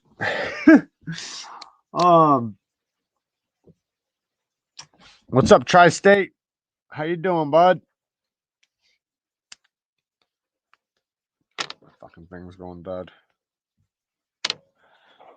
I was gonna tell a couple stories, or I actually had one specific one, but I don't know if I'm gonna get into it. I actually had two different ones. One's a little crazy, with the other one's just kind of funny. I want more dog training stories for later. I had tons of dog training stories because I trained dogs for a long time. Even like going to school for it and everything. Like I used to go to places that train dogs because like in the thing, like they wanted you to do that. They wanted you to go to dog training facilities and not practice, but pay attention and watch and learn, because you want to be able to get around as many dog personalities as possible. And yeah, and I went around a lot of rescuing dogs. And like one time, I mean, I've rescued dogs like in bad, bad places. And, like one time a dog was shot twice, and I, pulled the bullets out and saved the dog. And the dog technically was kind of unsavable, but yeah. Talking about testing your sharpening skills. I think I've pretty much proven that, but yeah, I mean, I'll sharpen anything. I don't care.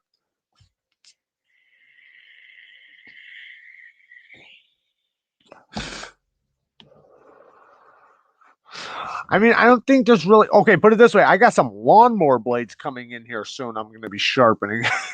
I got some lawnmower blades. What else? Maybe some shears, stuff like that. Lawnmower blades are more like knife sharpening compared to chainsaw. Yeah, chainsaw is different. Chainsaw is files, but I've done a lot of that. Before I ever got good at sharpening knives, I was good at sharpening chainsaws because you get the sticks, they're file sticks, and that's how you sharpen a chainsaw. I've sharpened so many chainsaw blades, but there is still like when I first sharpened a chainsaw blade, I remember sharpening it. And it was sharp for like 3 cuts, and it took me a while of sharpening chainsaw blades because like there was one year we had a tornado come through, and I went to Yogi Bear campgrounds, and basically the place was just demolished. And I spent a whole year there removing trees. And good job, great job. And it was a lot. I'm talking about a lot of chainsaw shit. That's all you did all day was cut wood and take trees down. We were climbing up big, massive trees, like with the harnesses and everything. Anyways, but it took me a little bit to really learn how to sharpen a chainsaw blade and actually make it keep going, because it was about that burr. You gotta get it all the way down. It's really about watching the grit go down to the apex. And I was just, sharpening it, and it would look sharp, and it would be sharper than it was, but it would go dull very quick. Now, if I did it properly, after I learned how to do it properly, it would last a lot longer.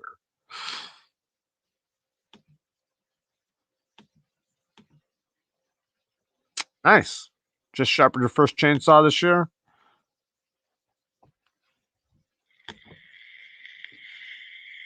That's what I seen my cousin doing yesterday. I said, "What the fuck are you doing, man?" I said, "Give it to me. I'll sharpen it on a belt grinder." So that's what I'm going to sharpen it on, is the belt grinder. I'm not going to do it on a stone, because it's not that kind of, sharpening job. But I am going to do it on the belt sharpener and give it a proper sharpening. Like watching him do it with the grinder, I could see him burning the edge. That was one thing. I could see sparks flying, and besides that, I could see the waves in the edge rather than it being a nice flat surface across. So, but I mean, it still looks good. I mean, he's good at it. He's been doing it for years. He has a landscaping company. He's been doing it forever. Does a hell of a job, but it's not going to compare to a non-burnt edge that's professionally done by a belt grinder, like a factory edge that's not burnt.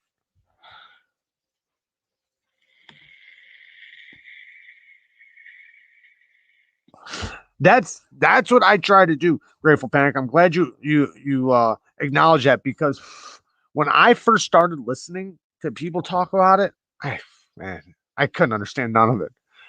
They were using terms that I still don't know the fucking definition of, and it's like, if you're going to talk to people that are not metallurgists, you can't break it down in a way that only a metallurgist understands. You have to break it down and speak about it and talk about it in a way that everybody will understand and get, that you can make a 10-year-old understand. And it's not saying that the person has the intelligence of a 10-year-old. It's that they're not a damn metallurgist. So break it down nice and easy for them to understand, including myself, so that I can comprehend what you're trying to relay, because it is deep. There's so much to it that it becomes very confusing. Everybody just thinks it's steel. It's steel, when it's way more than that. It's way more. It's about what's in the steel, what the steel is made of, the heat treat. It's about so much more than that. And what the steel's made for, what the knife is made for. Still going. Awesome. I made it. What's up, Matt Lambert? Thanks for joining. Yeah, we are still going. What time is it? Holy shit. We've been going for a long time, ladies and gentlemen. We should be getting out of here pretty soon. I'll go for 5 more minutes. I can't believe I've been going this damn long. Wow. Wow. Wow. When I try to explain something to someone and say something even remotely technical, you can see their eyes glaze over. Absolutely. Absolutely. That's why sometimes you got to break it down in a way for them to understand. Like, if you're, like, say, if you're talking about something, put it in another term. Like, if, put it this way, like, say if I'm talking about steel and then I talk about Play-Doh, something you do understand, it starts making more sense. Or if I talk about it in, like, with wood, or, just in another terminology so that they can grasp it starts making sense.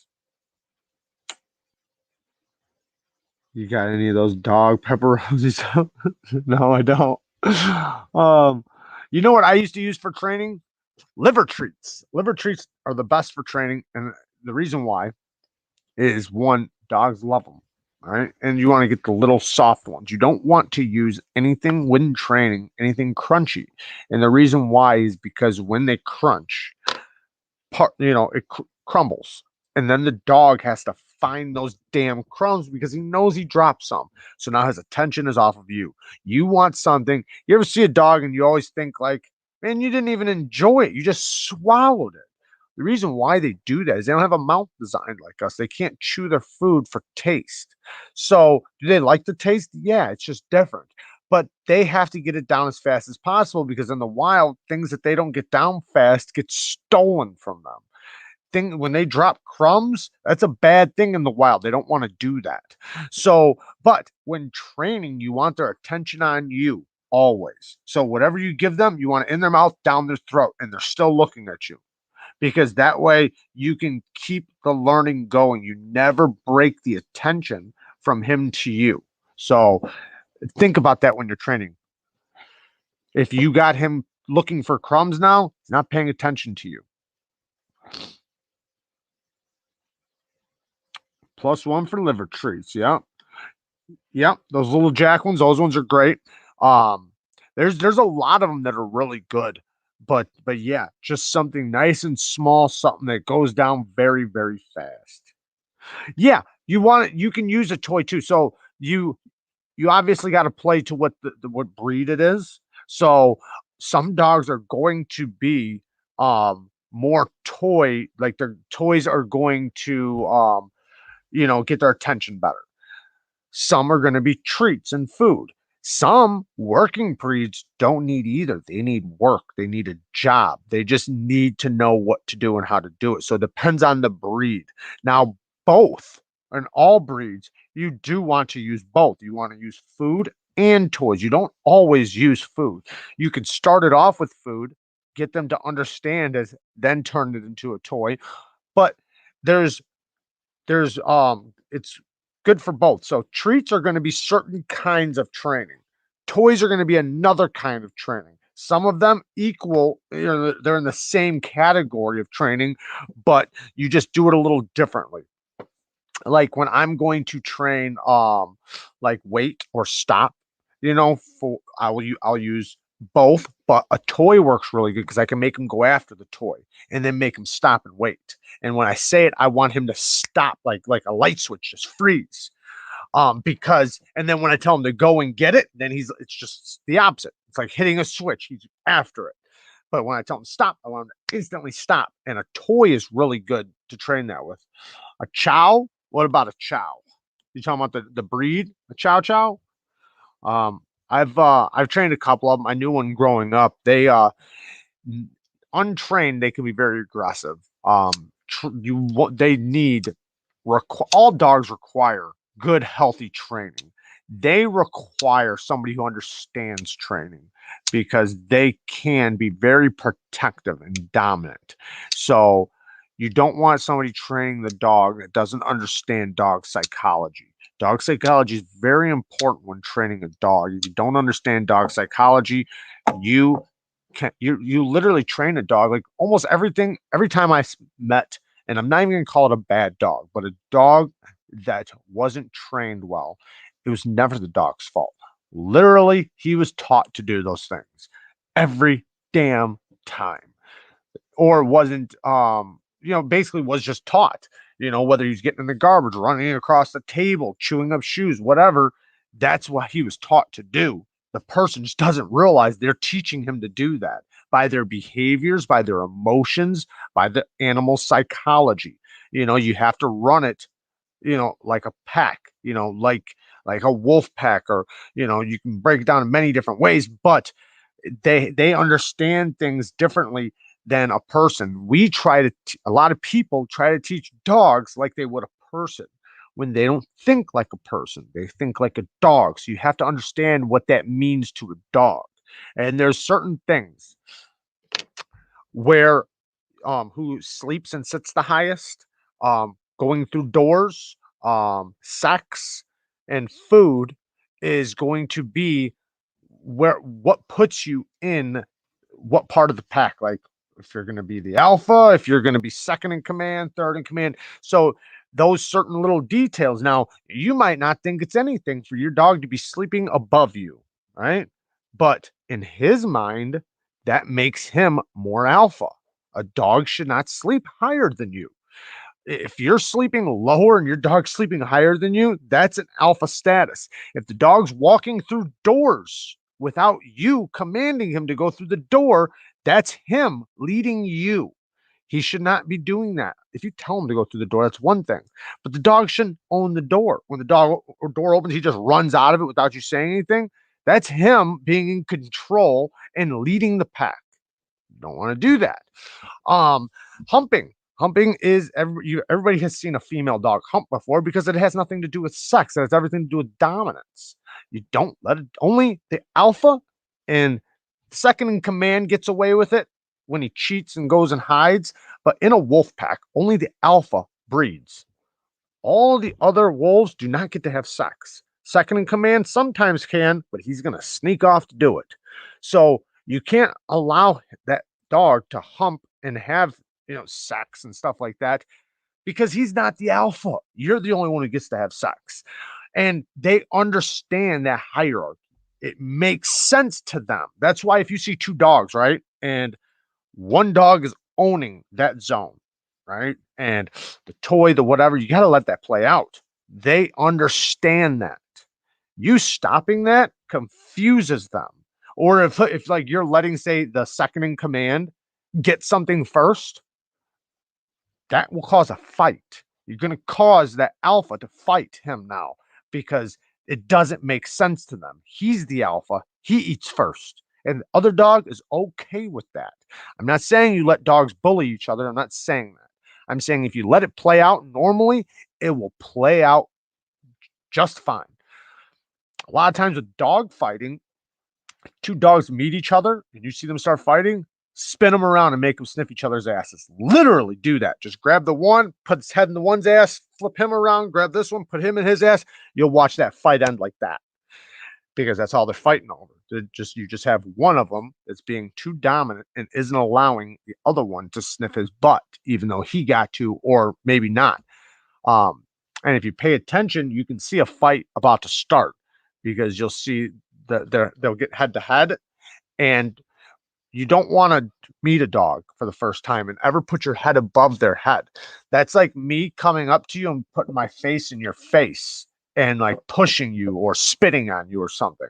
So you'll see two dogs, they'll meet each other. You'll see them go neck to neck. If they go neck to neck and you see one is trying to put his head on top of the other one's head, that's usually going to result in a fight. They're challenging each other, and that's what leads to a fight. Now, if they do that and then they break off right then, and then they start playing or start sniffing, that's good. That's all good signs. You might hear some growling here and there. That's just a dog being social. Let it happen. But if they do start fighting, spin them around and shove their faces in each other's butts. You'll see the fight stop like that.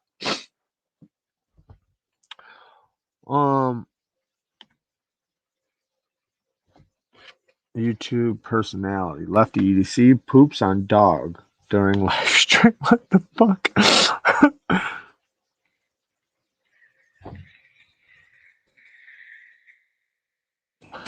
My cat's breath smells like cat food. Huh? I would imagine. There are things for breath you can do. Just like if your dog's eating shit, feed him some pineapple. He'll stop eating his shit because his shit, they like the taste of pineapple, but it makes their poop taste like shit. So if you want them to stop eating their own shit, feed them some pineapple. My ex used to try to break up the dogs fighting. Big mistake. Yep. She'd get messed up, but I'd shout a command and they'd freeze. Yeah, you want your dogs to be able to understand and listen to commands always. You should always be commanding your dog because in a wolf pack, none of the other wolves get to sleep, lay, do anything without the alpha's consent. So that's your duty. That's your job, is to be the alpha, is to run the pack. And by running the peck, you're literally telling the dog where he can sit, where he can lay, when he can eat, when he can do this. It's not bullying. That's what the dog needs. The dog, that brings happiness from the dog. It stops having the confusion from the dog. Exercise their brain. By exercising the brain, teach them commands. Let him, if he understands what you're saying, he'll do it. If he's confused, then he won't because he's confused. So you never, ever, ever want to train commands aggressively or with punishment. Never. If the dog fails it 100 times, then the dog fails it 100 times. He cannot get punished for that. Because think about being a kid and somebody trying to teach you something that's slapping you or something like that. You're not going to learn from them. But think about the guy who rewards you when you do right. You're going to learn from that guy, and you want to, and you like to. You want a dog to love to learn. You want him to run up like when you're ready to teach, sit, lay down, roll over, play dead, shut the door, flush the toilet, whatever you're teaching your dog, throw this away, whatever. You want him to want to learn that subject or whatever. You want him to do that. You want him to want to, but he won't want to if he thinks that he's going to get punished for doing it wrong. He'll only enjoy it if he's rewarded for the good behavior. So all you do is if he's doing it wrong is just don't reward it. Don't reward bad behaviors. Reward good behaviors. If you're always rewarding good behaviors, a dog won't want to do bad behaviors. He wants to be rewarded. So just take out rewards, and you got to understand what rewards are. Rewards can be good boy, can be petting, can be attention, it can be food, it can be so many things. So if you refrain from giving him that when he's doing something bad and wait for him to do something good and reward it every single time he's doing something good, he will constantly repeat that.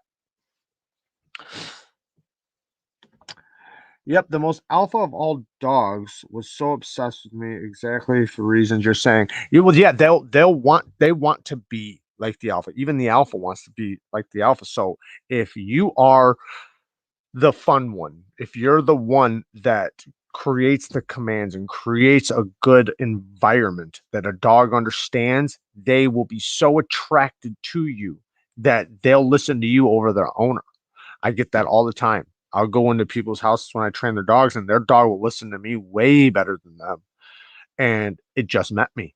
But it's because I'm just walking in the door. I'm creating an environment that dog already understands. We're already speaking the same language, and I haven't even done anything yet. It's just, it's the language they understand. Dog whispering is a real thing. It's just speaking dog. That's all it is. It's using a language that a dog understands. That's it. And if the dog understands it, he's going to listen to it because he understands it. When you're trying to speak to a dog like you would a human, well, fuck, they don't understand that. So, I've created a monster in my lab. He barks obsessively for me to throw the ball. So I throw it. Yeah, so you're rewarding bad behavior. So what you want to do is throw it when he's quiet. Don't throw it and it doesn't matter if it takes an hour, 2 hours, 3 days, 6 months. Don't reward it. Because when you've created a habit, breaking that habit is way harder than creating the habit. You want to create a new habit. So the new habit has to be him being quiet and waiting. And also you can reward small things, like and also you can give him other things. So if he's addicted to one thing, find another addiction that he can be addicted to. There's lots of toys. There's even toys they'll sit there and throw the ball over and over for him to wear him out. And you can train him to come and drop the ball in that thing, and then it'll shoot it out. And he has to go get it, bring it back, and drop it back in. It's easy. Labs love that toy. But there's other toys that you can get them addicted to, but you don't want to reward something you're not going to like. If you know you're not going to like it in the future, don't reward it. Even like a cage, like when you're crate training, you're always going to have the dog scream and cry and scream and cry. That's not the time to let that dog out. You let that dog out of the cage while he's screaming and crying, he will scream and cry every time he gets in the cage because that's what gets it open. What you do is you wait for him to be quiet. And when they're quiet for over 20 seconds at least, then you open it up. And he learns that, oh, when I'm the cage opens, you know. All right, guys. I'm it's been a couple hours. I see it's been almost 2.5 hours, and I love all you guys. Thank you guys for all the donations. Thank you guys for talking some dogs. I love talking dogs. And this Wednesday, I'll try to come up with some more knife topics to talk about. And I appreciate you guys all hanging out. Thank you guys. Peace out.